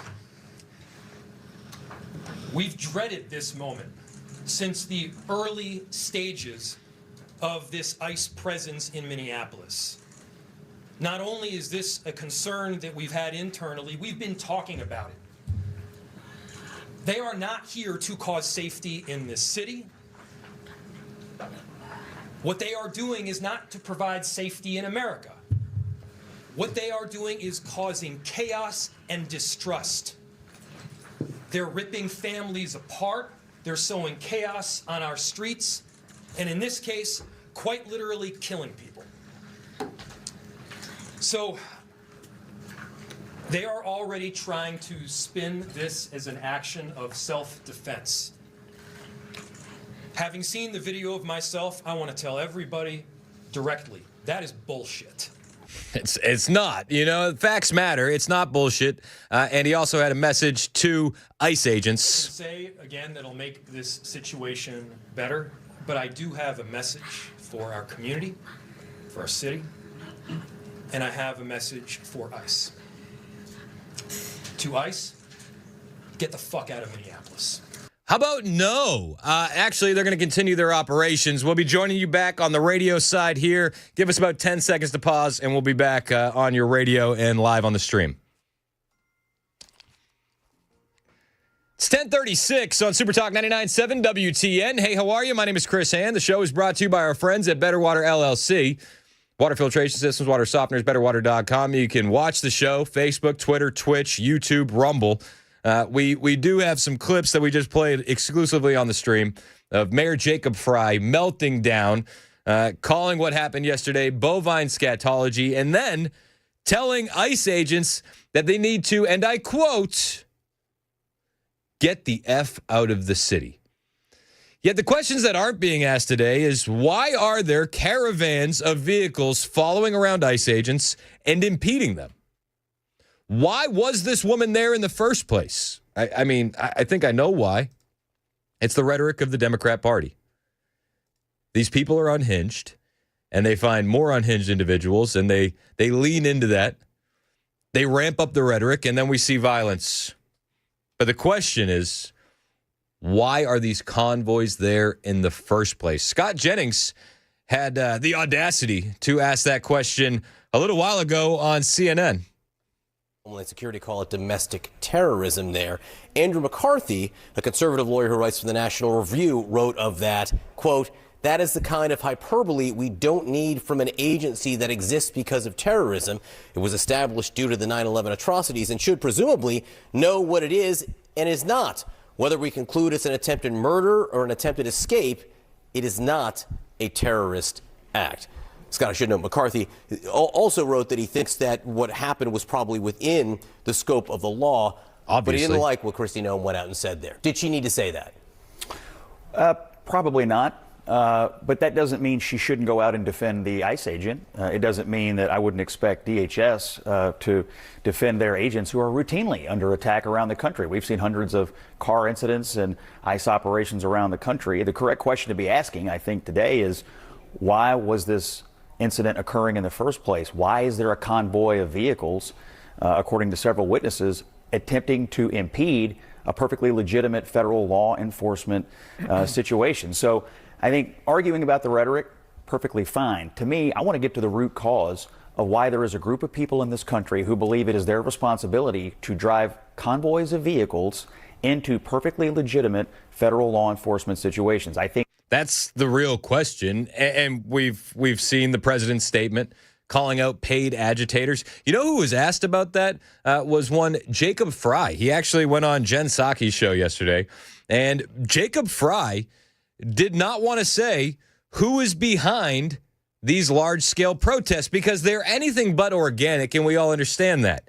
Is it Soros money flying around behind the scenes that's causing all these protests? Because we understand that this is not organic in the least bit. We just showed some images of what appear to be large-scale peaceful protests tonight. In response, we have reporters on the ground who, of course, covering them. Tell us what the scale of those are. What are you hearing about what's happening on the ground? How did they originate? How did they originate? Well, look, I won't speak to the work that those that have been organizing is doing right now. I won't speak to that. Oh, good. Yeah, because he understands that these aren't organic. He understands that these are paid agitators. You know, I made the statement earlier. What was she doing out during a work day? What are all hundreds of these people doing out during a work day, protesting and impeding ICE? Maybe that's their job. I'm not sure if that was the case with the woman, but it wouldn't shock me in the least. We're getting some statements from Tim Walz. We're getting statements from Jacob Fry. We're getting statements from the Democrats, and they all point the finger back at the Trump administration because orange man bad. Jacob Fry actually had the audacity to tell one of the biggest lies I've ever heard on TV. This is on the same program, Jen Psaki's show. I know nobody watches it, but listen to this and just tell me your instant reaction. And so, you know, as Democrats, we got to be very clear-eyed. We are anti-crime. We are pro-safety. We're also pro-abiding by the Constitution, which this administration is not doing. The same guy who just told ICE to get the F out of his city because they're enforcing federal law and removing illegal alien gang members and murderers and rapists. That makes you pro-safety. That makes you anti-crime. Again, that is going to be one of the biggest lies that you have heard from a Democrat in years. It's demonstrably false. The same guy said, get the F out of our city to ICE. Ilhan Omar got the talking points. You've seen the talking points, I'm sure, all over social media. Just do yourself a favor and search the words legal observer. You find the word legal observer, and you'll see all these Democrats saying the exact. She was a legal observer, but they're parroting they're parroting the talking points. She was a legal observer. She did nothing wrong. You know, take the impeding and the obstructing out of it. And ICE needs to get the heck out of our city. Enter Ilhan Omar. And so it is not helpful for us to have ICE agents unlawfully just carrying out these ridiculous raids that are not resulting in any sort of arrests, that have no explanation of why they are there. They are disturbing peaceful communities that are just trying to live out their lives. And I join our mayor and our senator in asking them to get the heck out of our city. There's no justification for this. Take federal law and put that to the side, right? There's no justification for this. Let's also not forget that the surge was because of the fraud to the tune of billions of dollars. And make no mistake, Jacob Fry, Ilhan Omar, Tim Walz are celebrating today because they have a distraction. People aren't talking about the fraud as much today because of what happened yesterday in South Minneapolis. But all the leftists are coming out of the woodwork, and all of them are using this opportunity. Never let a crisis go to waste. They're using this opportunity to demonize ICE, to demonize the Trump administration, and to call them the Gestapo and the Nazis and say they need to leave. 615-737-9986. 615-737-9986. Let's go to my friend Eric in Gallatin. What's up, Eric? Hey, Chris. What do you got, man? I've been listening to the callers about this, and I've watched the videos, and just something that I thought of. Now, I am by no means claiming that I know a lot about the law, but this is what I think and what I feel is, number one is I could see if a car is going, substantial speed down the road, it makes it's actually harder to not hit somebody that's in the way versus if you're just now slowly accelerating and taking off. Number one, and another thing, if you're hitting the gas to start your car to go, and there's someone right there on your car, so my whole thing is it's about intent. Vehicular homicide intent is what it seemed to me that, and it doesn't matter what part of the car you hit them with, it's going to affect the person the same way, and it doesn't really matter. Yep. But if somebody's that close to you and you're just now taking off, you have complete control of where your car is going to go for the next few feet, especially at a 0 to 5 miles per hour, whatever. So seems to me that it's vehicular homicide intent, but that's how I'm seeing it. That's how I see it too. And maybe that wasn't the case. Maybe she didn't intend to do that. But you're asking a police officer to decide that intent within less than a second? Less than a second? The shooting was justified. Let's go to Gary in Springfield. Gary, thanks for holding as long as you did, man. What's up? Gary. All right, we'll put Gary back on hold. We'll check in with Gary in a second. Let's go to Zach in Nashville. Zach's been holding for a while as well. What's up, Zach? Hey, yeah, it's more important than ever that we support ICE. They're just trying to do their job, and they're doing a good job. I didn't even see the video. All I need to know is that I read what President Trump posted, that the guy was run over, that the guy was almost killed, and he had to be hospitalized. What more do you need to know? I don't need to see some video. Yeah, no, I'm with you. I will say that, and this is just being as honest as I can. The way Trump framed it was a bit over the top. That being said, are you saying Trump is lying? No, I'm not. I'm just saying it was. I'm just saying it was. Trump would never. I'm saying. Oh, Trump would never make an announcement without having all the information either. He's the best president ever, right? Zach's trolling. I got you. Here's what I'm saying. The shooting you're was an idiot. Okay, thank you. The shooting was completely justified. You don't agree? I'm sorry? You don't agree that the shooting was completely justified? It's debatable. I just love having a president come out and spew out nonsense. Isn't that responsible of him? I'm sure you've been talking about it and denouncing it, right? And in what way was it nonsense? The woman was screaming, was obviously a professional. Let me just tell you this statement. I've just viewed the clip of the event, which took place in Minneapolis, Minnesota. It's a horrible thing to watch. The woman screaming was obviously a professional agitator, and the woman driving the car was very disorderly, obstructing and resisting, who then violently, willfully, viciously ran over the ICE officer, who seems to have shot her in self-defense. Where's the part about getting killed? Any issue there? Getting killed. Any issue so far? Based on the attached clip, it's you hard. You left some parts out though, didn't you? Yeah, I said that's why I said, is there any issue so far? Because I was going to continue reading. Yeah, keep going. Based on the I would say it's hard to call that being run over. He got bumped with the car. Okay, that's run over. How about run over and pancake and his brain popped out of his head? Why didn't Trump say that? So how does the officer know whether he's going to be? You don't even have it in you to criticize Trump, do you? That's absolutely false. I've criticized Trump on this radio station plenty of times. But really? I'm not. Yes, really. But I'm not going to criticize him in this case. The shooting was justified. Yeah, these leftists are totally yes. Is it responsible for this leftist woman to be following around ICE all day and impeding them while they're going about their job and executing the law of the nation? Is that responsible? Is she a legal observer? How do you know it was? How do you know it was all day? So that statement's from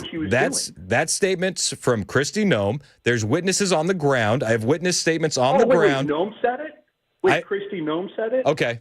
I'm trying to give you more. Okay, I'm trying to build the case. So I started with Kristi Noem, what she said. The woman who doesn't know what habeas corpus is? Got you. Thank you, sir. Appreciate it. So then there's a witness on the ground. Talked about that too, There's a witness on the ground who then says that she was the lead car obstructing ICE all day. You have no issue with that? You think that's like totally? Is that 500 cars out there in that caravan. Is it totally cool to have our ICE officials be obstructed while they're doing their job, getting murderers and rapists and gang members off the streets and removing illegal aliens that shouldn't be there in the first place? Hey, how about Tim Walz? Why doesn't the governor of Minnesota allow ICE into the prisons and the jails so that way they don't have to do these operations on the streets? What percentage of the deportees are violent criminals? Can you answer? Every single one of them is a criminal by definition if they're here illegally. For starters, right, but violent criminals. For starters, you're barking up the wrong tree because I don't care about that. I actually want them all gone. Right. So by the way, before you call me a Democrat, because I'm sure that's what you're going to do, I'm a registered Republican. Okay? I don't care. Don't call me a libtard or something like that. I don't care what you are, and I wasn't going to call you any names. You can be whatever you want. Because if you're not in the cult. You could be a furry for all I care. Why doesn't Tim Walz allow ICE into his prisons and jails to pick up the illegal aliens with ICE detainers so that way we don't have these issues in the streets? I don't know. He should. How's that for an answer? That's a great answer, and I appreciate the call. Let's go to Sean in Lebanon. Sean's a retired Chicago police officer, calls in the show from time to time. How are you, sir? Good, Chris. How you doing, bud? I'm good, man. What's up? So I broke down and watched the video, even though I typically don't, because I allow these investigations to go forward and get the complete picture. 100%, whether people like it or not, the shooting, I would be surprised, is ruled anything other than justified. I'm with you 100%, but you got the expertise and the training, so fill me in with your trained eye what you saw. So you see from the one angle, it is kind of blocked and obscured, but when you see it from that further out angle, you do see the agent being bumped, hit, however you want to describe it. Even at a low speed, that is a deadly force encounter. The vehicle is a weapon. Yep. It is a 2,500 pound, bullet at that point, whether the speed is there or not. You can just as easily be killed from a slow vehicle running over you as you can a speeding vehicle doing 100 miles an hour and filleting your body apart because of the speed. Yep. That being said, and God knows, Chris, you and I have talked about use of force stuff, before. It's a justified shooting. It's a horrible incident. I won't even get into the politics of her following them throughout Minneapolis and doing all that stuff. But the thing that we have to look at as a profession, when I was in the profession, is we have to look at better tactics and what have you. Even the one day we discussed the Laquan McDonald shooting from Chicago with Jason Van Dyke, and firing 16 shots. It's very hard to prove a murder or a homicide charge on a police officer because you have to go off of, and the U.S. Supreme Court has ruled on this, we're held to a reasonable officer standard, not a reasonable man standard. If we relied on a reasonable man standard, we've got people that aren't in the profession that don't understand iota one of the job. So we're held to the reasonable officer standard. And if you took any officer from across the country, regardless of the agency, based on training, would they perceive that incident as a deadly force encounter? And that's what they're going to hold them accountable to, is what did the officer perceive at that point? Speed doesn't come into play. Her intent doesn't come into play. Let's say gratefully she lived and survived the shooting, and she kept saying over and over again, I was just trying to get away. It doesn't matter. Yeah, I mean, because at that moment, as far as, and at that moment, the police officer can't be a mind reader. Exactly. So, it may matter down the road as far as criminal charges against her had she lived. However, as far as the discharge of the duty weapon, it doesn't matter what her intent was. And again, it's based off of what the officer / agent / investigator perceived at that time. Now, just like Laquan McDonald, when I talked about that, if we want to talk about civil rights violations because of the way that played out, that's a healthy conversation. Maybe there was better tactics that could have been used in Minneapolis. I don't know. I'm only getting one snapshot based on, a 3-second blurb of the vehicle moving and the shot being fired, and then it's over. We don't know what they were doing before or any of the interactions prior to that. Yep. But having a healthy conversation of maybe possible tactics versus, this is a murder. This is, it's all these incidents are tragic. Yeah, you're absolutely right, Sean. And at the end of the day, and I appreciate the call. We're up against it, but I agree with you. All of these shootings are tragic. It's tragic that woman lost her life. It's tragic that the kids lost their mom. But it would have been equally as tragic if that ICE agent hadn't been able to go home for doing his job, and he had to do what he needed to do to make sure he could go home. She didn't have to be there, yet she was, and then she didn't respond to lawful orders to stop the vehicle. She made these decisions. 10:55, Super Talk 99.7 WTN. Hey, it's Chris Hand here from my friends at Parker Safes and Vaults. We talk about these guys all the time. Local company out of Shelbyville. Aaron Parker is a former Air Force security park ranger. He knows safety. He knows safes. In fact, if you need a gun safe, go over to Aaron Parker's YouTube channel, Parker Safes and Vaults on YouTube. They review every gun safe that they have. These safes aren't toys. Real heavy-duty gun safes, fire-rated, theft-resistant, built to secure your firearms the right way, and they'll also protect the jewelry, your family heirlooms, the passports, the photo albums from fire and theft as well. Aaron is a great guy. He runs the entire business with his family, his 2 boys. They'll deliver the safe safely and discreetly for you, and you need to check them out. Again, these guys are the absolute best. Call them today, 931-842-6445. If you got firearms in the home, you got a collection, you got some stuff that you think is worth protecting, go to parkersafes.com.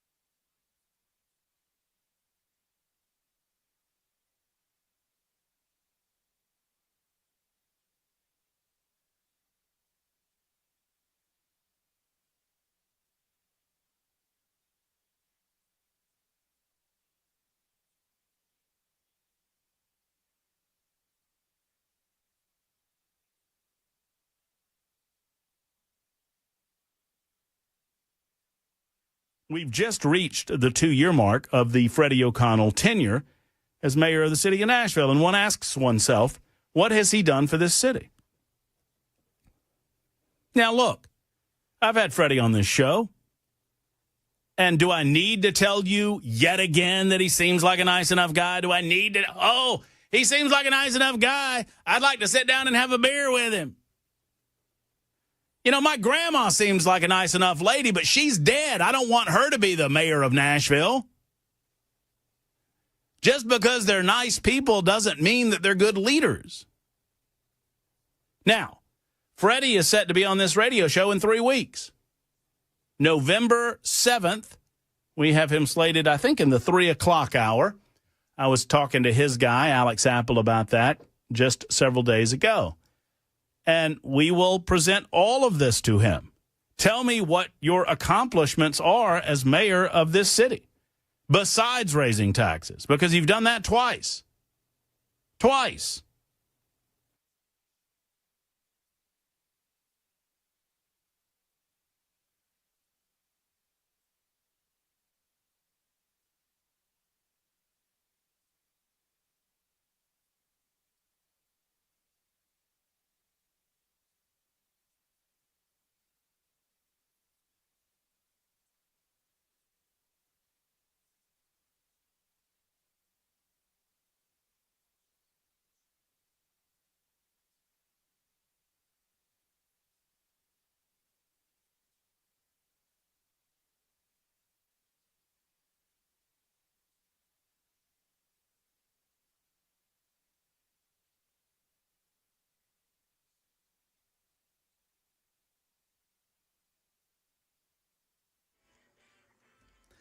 Eleven o'clock on the dot. I'm Ken Weaver with your top stories. Got some crashes. 65 northbound right there at Thompson Station Road overpass in Williamson County.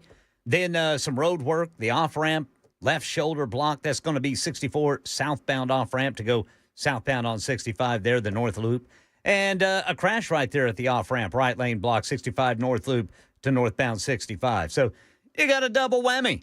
Right now in Tennessee, Fox 17 says lawmakers will address a loophole in state law that allows people to register vehicles without a driver's license or insurance. Critics say the policy puts unlicensed and uninsured drivers on the road legally, increasing crash risks. Metro Police point to deadly wrecks involving drivers who had plates but no license. Lawmakers say a bill to address the issue is expected soon. In our nation's capital, the U.S. Senate's advanced a war powers resolution to rein in President Trump on Venezuela. The measure, crafted under the 1973 War Powers Act, aims to prevent the president from using the U.S. military in Venezuela going forward without congressional authorization. Co-sponsor California Democrat Adam Schiff. If we don't stand up not just for our branch of government, but for the American people, there is no telling and no stopping what comes next. But even if both houses were to send the resolution to the White House, aides say President Trump would veto it. It would then take a two-thirds vote in both houses to enact the restriction into law. Stephen Portnoy, ABC News, Washington. Grok, Elon Musk's AI tool attached to his X social media platform, coming under fire in multiple countries for generating fake, explicit photographs of people without their knowledge.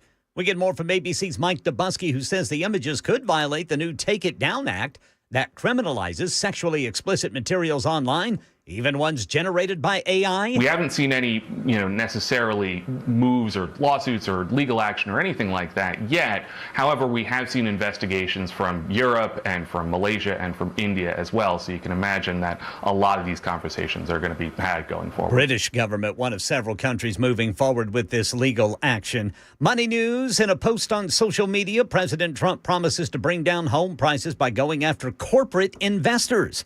Senate Democrats say they pitched the same plan last year, but Republicans blocked it. Here's ABC's Hannah Battah. Trump announcing plans to ban institutional investors from snatching up real estate and driving up housing prices, saying for a very long time, buying and owning a home was considered the pinnacle of the American dream. That American dream is increasingly out of reach for far too many people. Wall Street said to be blindsided by Trump's move. Companies like Blackstone and other major landlords seeing their stock prices drop. Trump pushing Congress to approve the ban, saying people live in homes, not corporations. That's the latest news. Weather's next. I'm Ken Weaver, WTN News.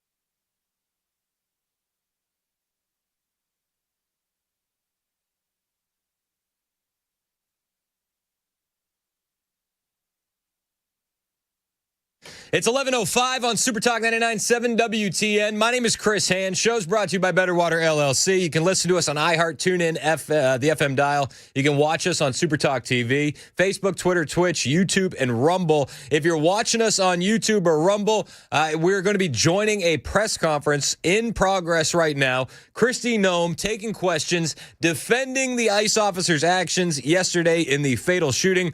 We joined that press conference live right now. To work together so that we can be cooperative in getting dangerous criminals off of our streets. Do you feel like that you go in with a lot of publicity about these operations? Do you feel like that needs to be revisited so that maybe you go in a little more covertly, or do you need to change the approach? She's being asked. I would if say the that we have all publicity different is an kinds issue. of law enforcement operations ongoing with the department at all times. We don't telegraph what they are, the details or specifics, or where we're going to be operating. I would say that there's different tactics utilized for what's appropriate for the situation and the criminal activity we see in the city. Last question. Do you know the details of Renee Hood's harassment of ICE officers early in the day? Were any of those details shared with you? Because apparently it wasn't just that one incident, it was earlier in the day as well. Yes, it was, and that will be a part of some of the details that we will be sharing in the future. Thank you. Thank you all for being here. Well, And I thought it was going to go a little bit longer. It started just a few minutes ago. They were doing a press conference. Kristi Noem on the ICE shooting. She is calling it an act of domestic terrorism. I mean, how you define that? I don't know. Domestic terrorism's tough, right? Like, is she just an agitated leftist protester who messed around and found out, or is she a domestic terrorist? I think that there's a difference between domestic terrorism, like what we saw with the Turtle Island Liberation Front planning the terror attack on New Year's Eve, or what we saw with the Prairieland ambush by Antifa at that ICE facility, or what we saw in Dallas on the rooftops when they were lobbing shots at ICE agents. That's clearly domestic terrorism. This looked like a paid agitator who was way out of her element and got herself into a bit of trouble because she didn't follow police orders. And it looked like she was going to hit that ICE officer with her car. And he had to take decisive action. That was Kristi Noem there. She made some of these comments as well yesterday. And we have them here for you. Kristi Noem did confirm yesterday that Renee Good was stalking and harassing ICE the entire day. We had talked about how many ramming attacks there were. There were 4 vehicle ramming attacks yesterday, 3 of which happened in Minneapolis alone. And Kristi Noem made the case yesterday that this woman wasn't innocent. She was up to no good all day long. This is Kristi Noem yesterday. because of the adverse weather that Minneapolis has seen in recent snow, one of the vehicles became stuck and ensnared in the snow. Law enforcement were attempting to push out this vehicle, and when a mob of agitators that were harassing them all day began blocking them in, shouting at them, and impeding law enforcement operations. ICE officers and agents approached the vehicle of the individual in question, who was blocking the officers in with her vehicle, and she had been stalking and impeding their work all throughout the day. ICE agents repeatedly ordered her to get out of the car and to stop obstructing law enforcement, but she refused to obey their commands. She then proceeded to weaponize her vehicle, and she attempted to run a law enforcement officer over. This appears as an attempt to kill or to cause bodily harm to agents, an act of domestic terrorism. The ICE officer, fearing for his life and the other officers around him and the safety of the public, fired defensive shots. He used his training to save his own life and that of his colleagues. I agree with that statement. I think he did exactly what he needed to do. In that situation, when you have a split second to make a call, it does appear that the woman's going to be running him over. And he did the right thing. Jacob Fry called that BS. Kristi Noem responded to those accusations yesterday as well, saying Jacob Fry, the mayor of Minneapolis, doesn't know what he's talking about. With that, I'll take any questions that you may have. Secretary Noem, Mayor Fry called the claims of self-defense BS. How do you respond to that? I say that he doesn't know what he's talking about. It's very clear that this individual was harassing and impeding law enforcement operations. Our officer followed his training, did exactly what he's been taught to do in that situation, and took actions to defend himself and defend his fellow law enforcement officers. exactly. And how many cops have we had on the air today? We've had retired police officers calling in. We've had Sergeant Betsy Brantner Smith all echoing the exact same thing. He followed his training. He did what he needed to do. It's heartbreaking that he had to do it, and I feel for the ICE officer. I mean, let's be honest. This guy didn't want to use deadly force, and he's probably going to have a tough time dealing with the fact that he just killed a woman. That's not an easy thing to deal with. And I pray for him. I pray for his family. I pray for the victim's family as well. It was something that didn't need to happen. Didn't need to happen at all. Kristi Noem was also asked yesterday, will ICE operations continue in the city of Minneapolis, or are you going to pause this because of everything that happened and all the protests and the ramped up tensions? And she said, I'm not sure, sir, about that. ICE operations paused because of what happened today. No, we're still out on the streets doing our work to get dangerous criminals off of the streets of Minneapolis. Based. We're not going to slow down. We're not going to stop. We have a job to do. I'm here for it. I mean, Noem is on the complete opposite side of the statements that we've heard from Waltz. Noem says, we're not backing down. The officer followed his training. That's that. Tim Waltz, on the other hand, is an absolute sick lunatic. This is the White House's statement. He's a sick lunatic because of statements that he's making saying that they're now at war with the federal government. I mean, talk about time to tone down the rhetoric, bud. You're at war with the federal government? And it's clear. Look, I don't know. I don't think any governor in history has had to fight a war against the federal government every single day. Well, I said this yesterday. We've never been at war with our federal government. We're at war? We're at war? Sounds like some insurrection talk. I'm of the opinion that now is the time to really put the foot on the gas. We need to put boots on necks. If protesters are out there impeding and obstructing, they need to be arrested. If city officials, mayors, governors want to impede and obstruct, they need to be arrested. Messages need to be sent. It's time to stop tiptoeing around this and really accelerate. If we don't, we're giving the left time to regroup, reorganize, and they are motivated. It's time to put this down and be done with it. Governor Waltz is calling for protests. He's calling for riots. He doesn't explicitly say, I'd love for you to riot, but we know exactly what he's talking about. And everybody knows what he's talking about because we've seen this in Minneapolis just a few years ago with the Summer of Love. Yesterday, during Waltz's protest, he said, we're pitting Americans against Americans. And if you're in Portland or you're in LA or you're in Chicago, wherever they're coming next, you need to stand with us against this. What exactly are you calling for, sir? Against American. All of you saw a video in your eyes. We have a chaotic situation caused by the largest deployment in American history of federal agents into a community with no communication to locals. We had a chaotic situation where an individual is in their car, shot and killed. And so, look, I want to be very cautious here because Donald Trump will make this about me. He will make this about politics. This is about public safety, and this is about normalcy. To Americans who are watching this, if you're in Portland or you're in LA or you're in Chicago or you're wherever they're coming next, stand with us. Stand with us against this. Oh, okay.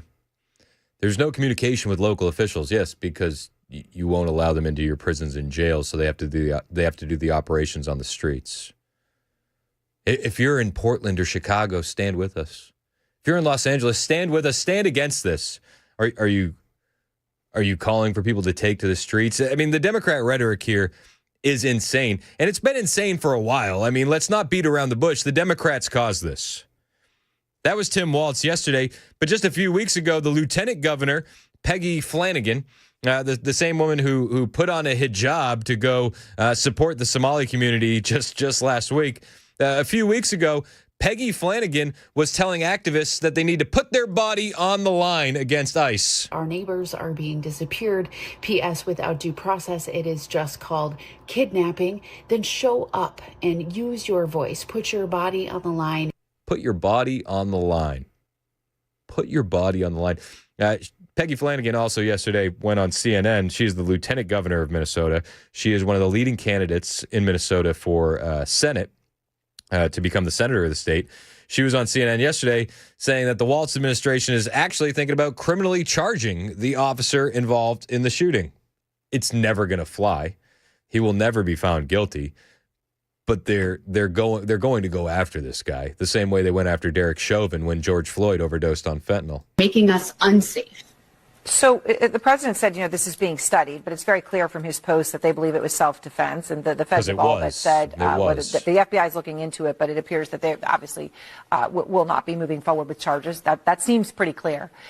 Will Minnesota then try to leapfrog that and push with state charges of this ICE officer? I think that, that's certainly something that, will need to be taken very seriously. I think the people of Minnesota, the folks in Minneapolis, the loved ones of, Renee Nicole Good deserve justice. They deserve transparency. And I know that that's something that, I will be calling for justice and transparency. And so that, as they're talking about, domestic terrorism or somehow, trying to disrespect and insult the memory of Renee Nicole Good, we need to do everything we can to make sure that the truth is getting out there. I mean, the truth is on video, and we all saw the video. The ICE agent had a split second to defend himself. He had a split second to make a choice. He saw a vehicle coming towards him, and he took action. God bless him for doing so. What are we going to get now? Are we going to get a George Floyd golden casket for Renee Good? Are we going to get just funerals everywhere and marches in the streets? That's what they're calling for. It's insanity. 615-737-9986. Brian on the road. You're up first on Super Talk. What's up, Brian? What's up, man? This is a lot to unpack, ain't it? I mean, it really is. It's a sad situation, but it's only sad for me. And this is speaking just for me, for the officer, and for the other officers who jumped out of their trucks and ran up to her. She could have shot them dead right there. They don't know what they're going up against on a daily basis because you know what? These people are like the Vietnamese years ago in Vietnam. They don't wear uniforms. They don't tell you what they stand for. They're just a bunch of cowards that do things like try to run over people. But yesterday she played with fire. Yeah, and I think your statement on the ICE agents not knowing, is she going to shoot them, that's not hyperbolic. I mean, we've seen these leftist protesters do just that on several occasions. Bro, the dude that shot Charlie Kirk, he didn't want to get caught. Otherwise, he'd have stood up and said, I did it. I always said if I had a child that was abused and I knew it for certain, I wouldn't let him go through. I wouldn't let the perpetrator make it as far as I could. I wouldn't let him make it to justice. I'd give him the justice. And then I would go to jail proudly as a father who took up for his children or another child. When are we going to push back ourselves in a bigger fashion? I support those people, those ICE guys. I pray for the military and law enforcement every day because right now they have hellish lives on a daily basis. They don't know if they'll come home. They don't know what the commander-in-chief's going to order them to do. They don't know what the police chief's not going to support them because they're political. My son got out of law enforcement because of that very reason, where the DAs wouldn't prosecute criminals, let them out all the time, and they'd have to rearrest. He couldn't even live in the community police because he knew so many people who hated him when they go in a restaurant or a retail place, and they knew who he was. And they want to unmask ICE. That's the best thing they ever did is wear masks. The liberals wear masks. I see them in cars sometimes by themselves. I mean, we see them out there today in Minneapolis as they're protesting wearing masks. Well, I'm very upset about this, but I'm not upset that the lady died. I'm sorry. I'm just not. I'm not upset that she died. She chose to play with fire. And that guy is well, I shouldn't say that. I don't know that for a fact. But down here in the South, you would never find a conviction for him. And I hate to say that because it sounds like we got a corner on justice and we don't. But it's called integrity and character. And I'd love to see a impaneled jury take that case on that has integrity and character and base it on the facts, not innuendo, not political views. You know, I support President Trump. I'm not a Republican. I want to be right. I want to be where the right guys are. And yesterday, I'm with the ICE agents. I'm with them every day. Dadgummit. I'm willing to do what I got to do to support them. And if it takes taking up arms, then let's do it, baby. You know, yeah, no, I mean, listen, I mean, we can't advocate for that kind of stuff. And I get where you're at, and I get the frustration. I do. We can't push for violence. At this point, though, we are on the right side. We do have the power. We need to keep pushing, and we need to do things the legal way. That's first and foremost. And I also understand where you're coming from, Brian, when you say that you don't feel bad for the lady. I mean, she played stupid games. She won stupid prizes. I feel bad that she got brainwashed by the liberal ideology that put her in that position in the first place. I feel bad for her children. I feel bad for her family. I do. I'll pray for them. I feel much worse for the ICE agent that had to do what he had to do yesterday. I think he was completely justified. On the way, we'll take some more of your phone calls. Aubrey, Brianna, Gary, hang on the line. I promise we'll get to your calls next. Plus, we had statements from Attorney General Keith Ellison threatening ICE, demanding they leave or face more violence. Oh, that's weird. We'll talk about that when we get back. 11:22, Super Talk, 99.7 WTN.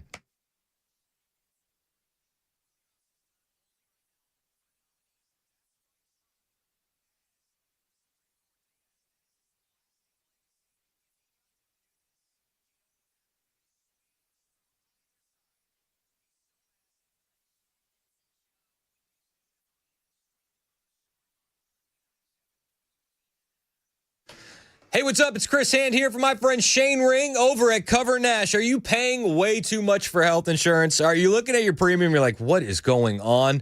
And you're thinking to yourself, man, I can't wait for open enrollment to roll back around so that way I can change this nonsense. You know, that's the biggest misconception and myth in health insurance, waiting for open enrollment. That's just what the big guys want you to believe. With Cover Nash, you could be covered today, right now, if you don't have health insurance, or you could switch and start saving money today. No waiting, no gimmicks. Missed open enrollment, no problem. Lost job coverage, no problem. Sick of overpriced junk insurance? You're in the right place. See, Cover Nash partners with 75 top-rated insurance companies, including brand new nationwide PPO options, deductibles as low as $250, flat $50 doctor visits, plans for individuals, families, self-employed, small businesses, you name it, Shane has you covered. Stop overpaying, stop waiting, stop thinking you're stuck. Call Shane Ring today at Cover Nash, 615-465-0023. That's 615-465-0023. Or you can book some time with Shane online, covernash.com.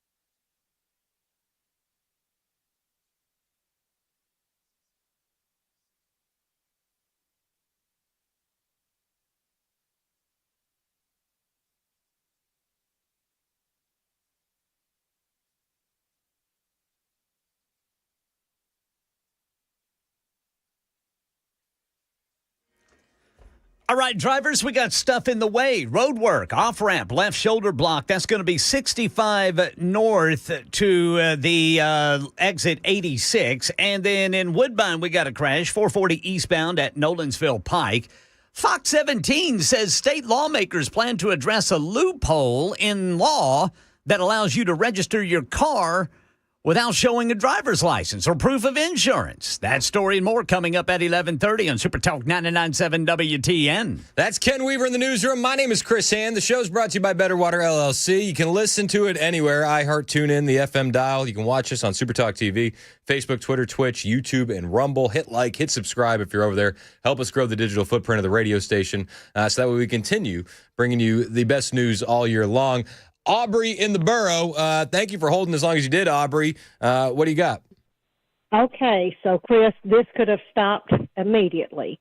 When she was given an order, if she had complied, it would have been over. Yeah. There would not even be the trail of things that we have going on now, and it's a very sad situation.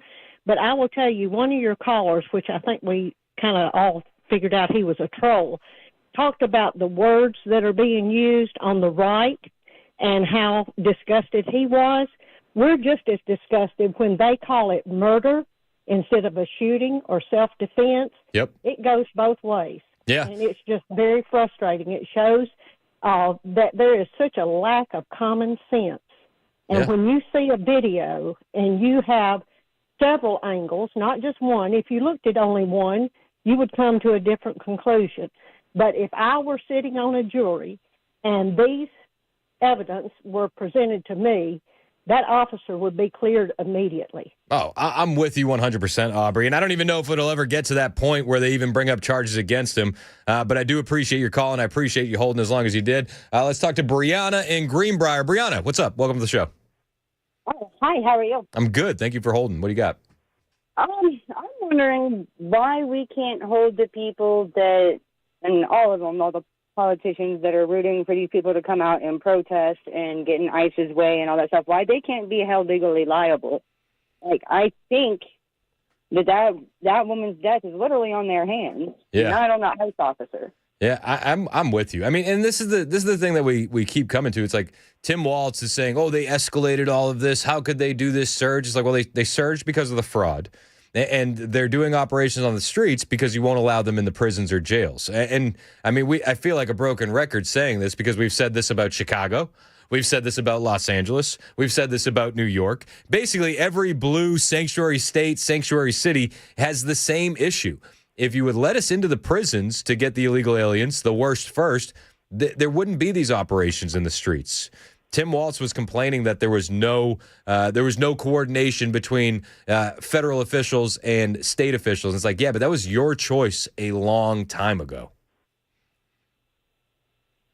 Yeah, it is crazy to me, and I don't see. Well, I don't see how anyone could think that's okay because I mean, I grew up in Atlanta, and even from a young kid, if the cops told you to do something, you didn't want to get hurt in the process. You did what they said. Yep. Common sense. I don't understand why people feel like they don't need that kind of common sense thinking. Yeah, I'm with you, Brianna, and I appreciate the call. Had she stopped the vehicle when they said stop the vehicle, we wouldn't be having this conversation today. It would be a non-story. 11:30, Super Talk 99.7 WTN.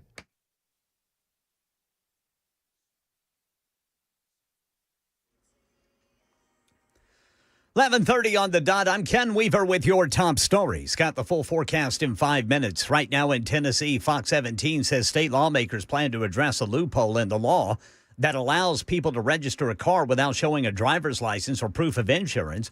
That includes illegal immigrants who meet documentation requirements like utility bills or work IDs.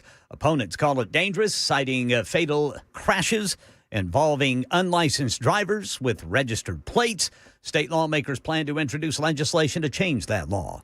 In our nation's capital, the U.S. Senate has voted to move forward on a resolution that would prevent the further use of U.S. military action in Venezuela. The measure advanced in the Senate with the support of 5 Republicans: Susan Collins of Maine, Josh Hawley of Missouri, Lisa Murkowski of Alaska, Rand Paul of Kentucky, and Todd Young of Indiana.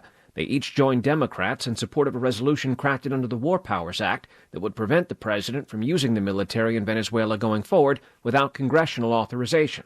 The White House says if the measure were to wind up on his desk, President Trump would veto it. It would then take a two-thirds vote of both houses to enact it into law. That's Stephen Portnoy reporting. Elsewhere in our nation's capital, the House set to approve a 3-year extension of Affordable Care Act premium tax credits. These credits, which expired at the end of last year, help keep health insurance affordable for millions of Americans. Without them, premiums could double for many families. The measure faces an uphill battle in the Senate, where negotiations for a shorter extension are underway.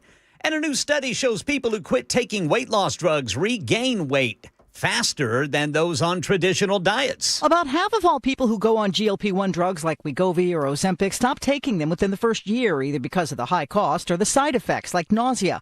And now, new research in the British Medical Journal shows when they do that, they return to their original weight within 2 years. That's about 4 times faster than when people follow traditional behavioral weight management programs. Some doctors, though, say even a short-term weight correction could have benefits, and they add more longer-term studies are needed. That's the latest news. Weather is next. I'm Ken Weaver, WTN News.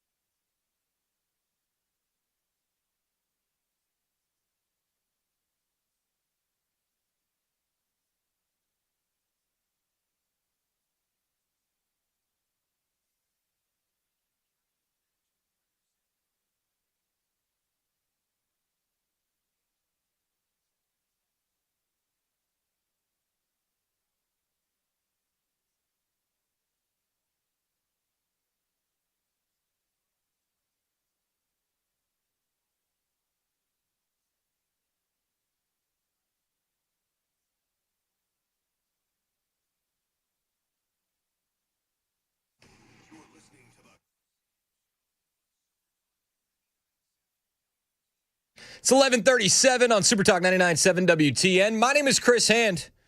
If you know a leftist, then they're probably blaming the Trump administration for what happened yesterday. They're blaming ICE for what happened yesterday in South Minneapolis.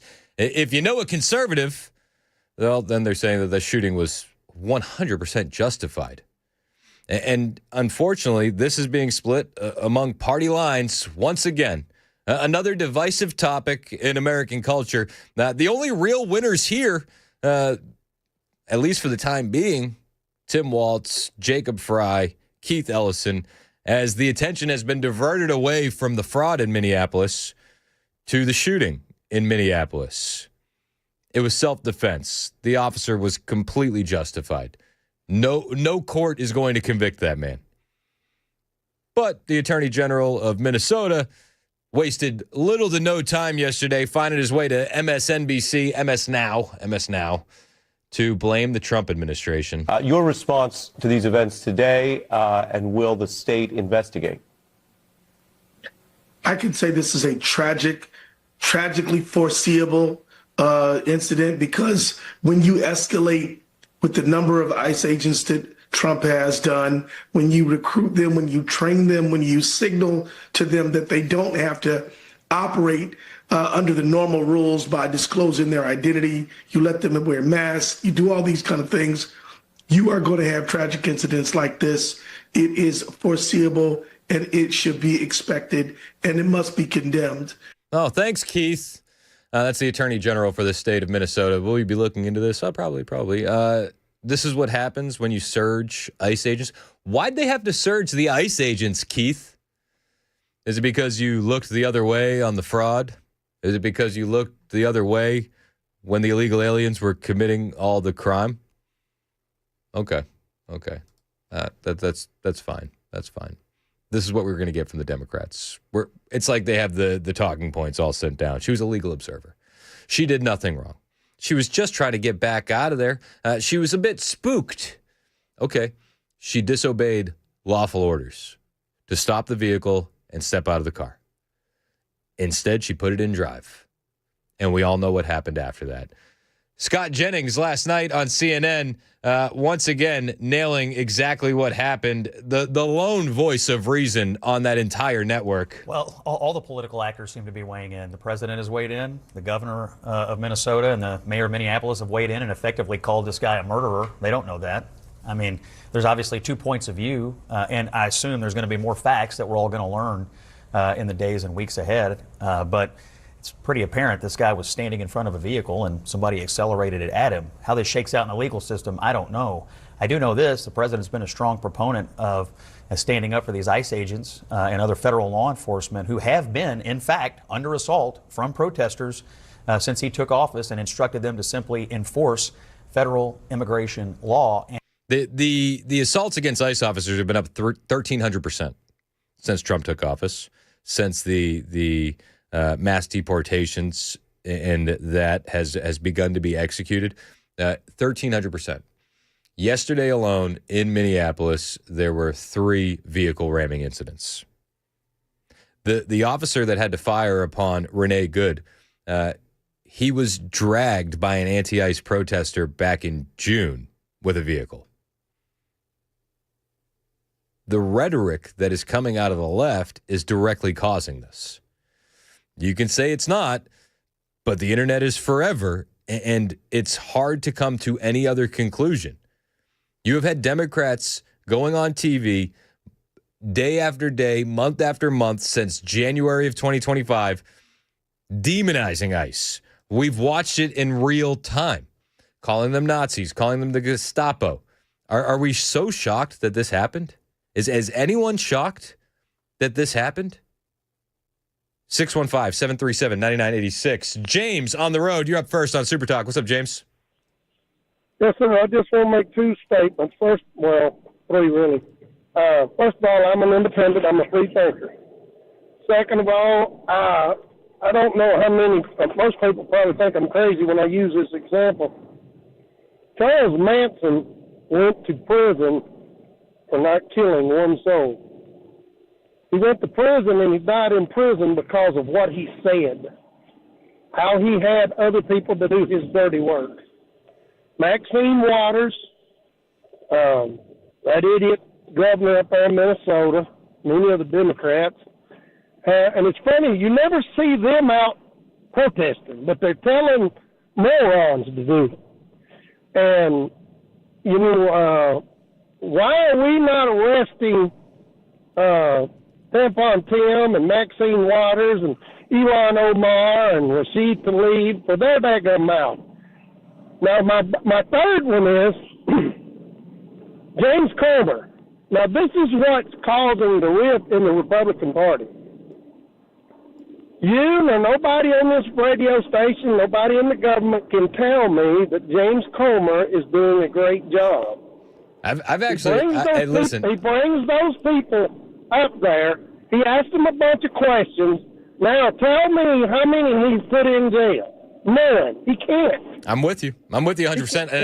And I've roasted James Comer on my show. I think it was last week we were talking about James Comer.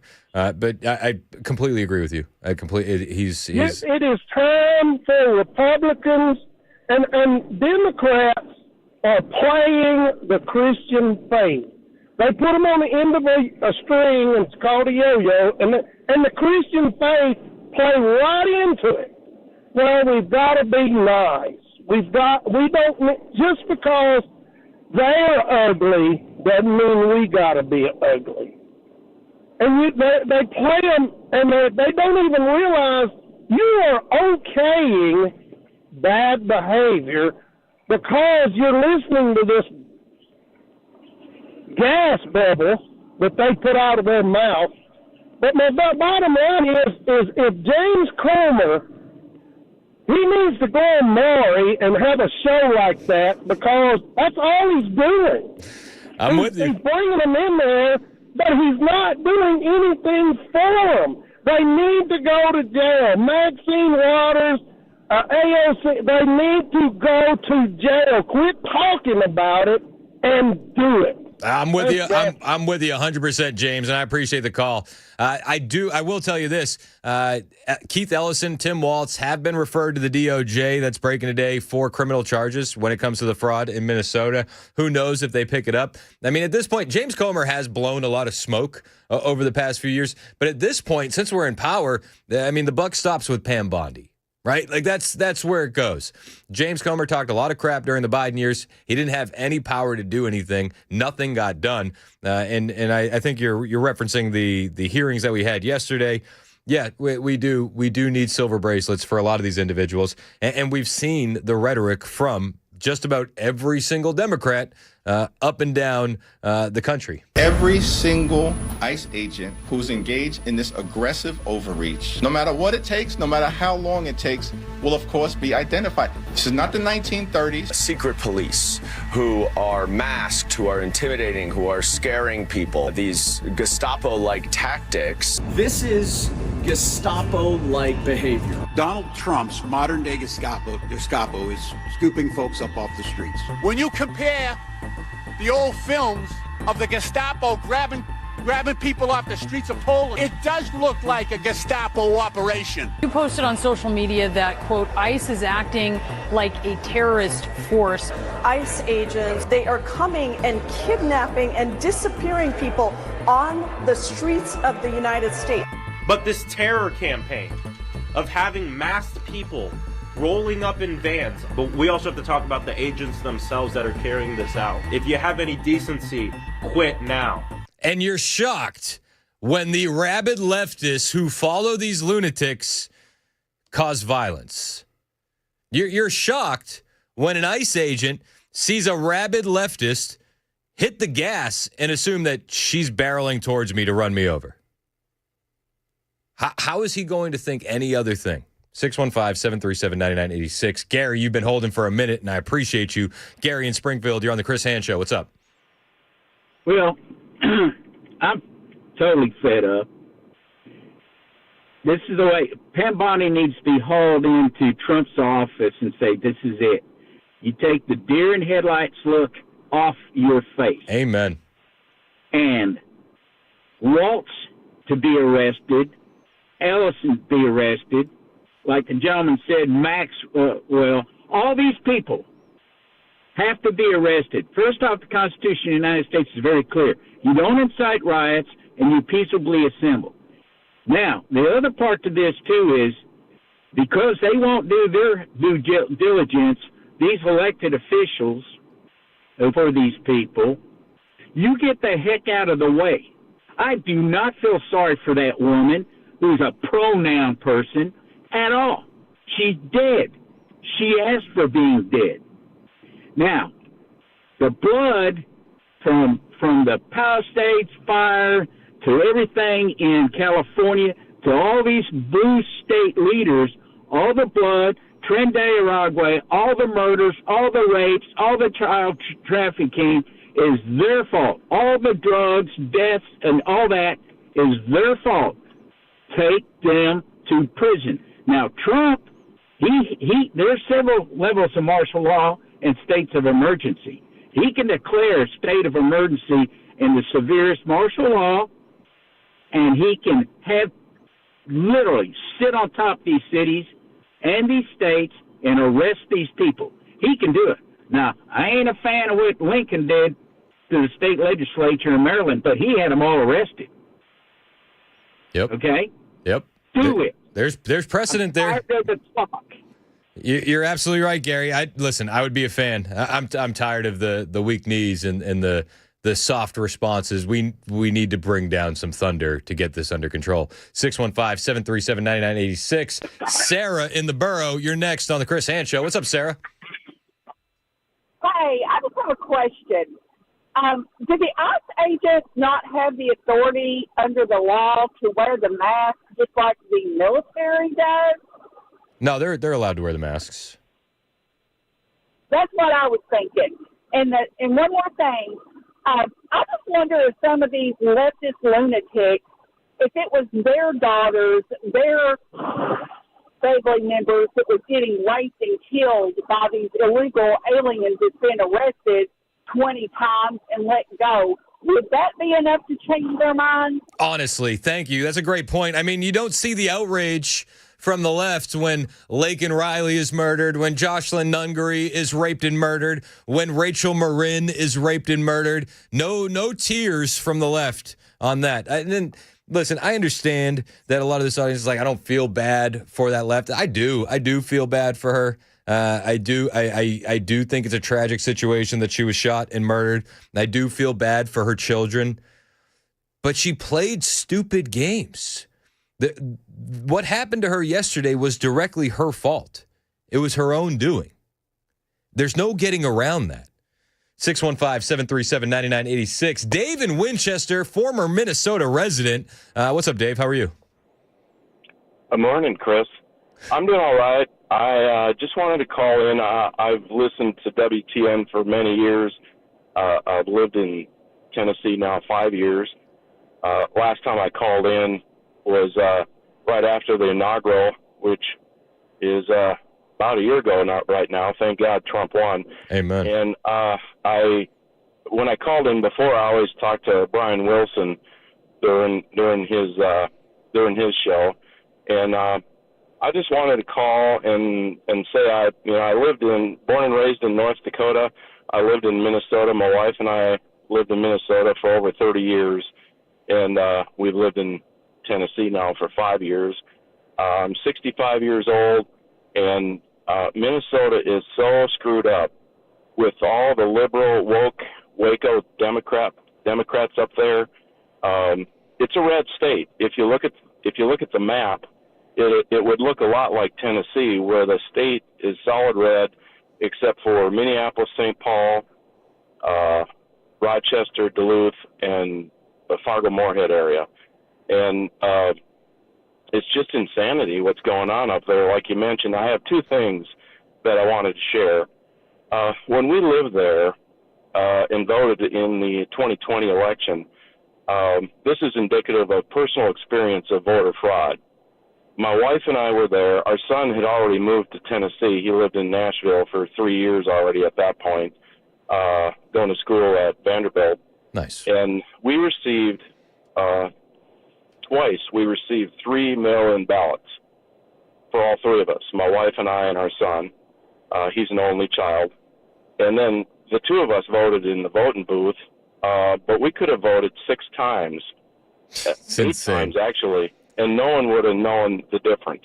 And that's even aside from what's been discovered recently. Scott Pressler's been making a lot of noise about the vouching rule for same-day registration. You can vouch for up to 8 individuals that they're residents of the state and of the country, and then they can register and vote the exact same day. Right, exactly. There's no voter ID, and the Somali community is huge, where they have their section of Minneapolis-St. Paul, which Omar is from. And Omar and Tampon Timmy Walls and Ellison and all those people that are involved, they knew about this. They're involved with the fraud. They're involved with covering up the fraud. Yep. They should be arrested. The Somalis go in there. If one Somali, head of household, say it's me, I go in there and I show them my XL Energy utility bill, and they see my address, I can vouch for 8 more people. Yep. And they can all vote. And then later in the day, you can go to a different precinct and do the same thing over again. Nobody's double checking any of that.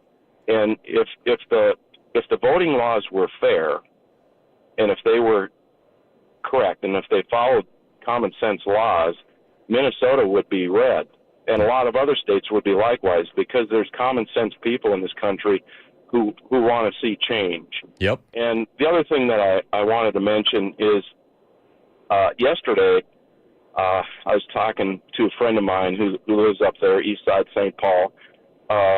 He's a very conservative friend of mine, a like-minded thinker, and he said that he's a Delta pilot. He's worked for Delta Airlines for many years, and he and his family and a lot of people in that community are just sick and tired of what's going on. I could tell all kinds of stories about what happened during the George Floyd thing, but he said the crazy perpetrator was a paid agitator, which I think you mentioned earlier in your show, and had an out-of-state license. And the ICE shooting was self-defense. 100%. 100%. Right. And this liberal ideology, what's going on, and I mentioned this before to Brian Wilson, and I'm repeating myself. My wife and I attended the inaugural, and we met Brian Wilson, a bunch of other people leaders from the state of Tennessee. We met Kristi Noem and crashed the South Dakota party because our 4th District Congressman, Scott Dejolet, is from South Dakota, and there are just a lot of good leaders in this country, and I'm sick and tired of politics and politicians. What we need are leaders and leadership. Yep. And we need some accountability as well. I appreciate the call, Dave. Accountability could be coming for Tim Walz and Keith Ellison. Anna Paulina Luna has referred them to the DOJ for criminal charges, specifically 18 U.S.C. Section 371 criminalizes conspiracies to defraud the United States or to impair, obstruct, or defeat lawful federal functions through deceitful or dishonest means, provided that an overt act is taken in furtherance of the conspiracy. And 18 U.S.C. Section 2 establishes liability for individuals who knowingly aid, abet, counsel, command, induce, or procure the commission of a federal offense, including through a willful blindness or deliberate inaction where a duty to act exists. She says the seriousness of these concerns warrants careful and impartial review. Federal funds must be protected, federal oversight must not be obstructed, and no public official is exempt from accountability under the law. I'm sure there's going to be a lot of reaction to that criminal referral to the DOJ later on this afternoon and tomorrow, and we'll have that for you here on Super Talk 99.7 WTN.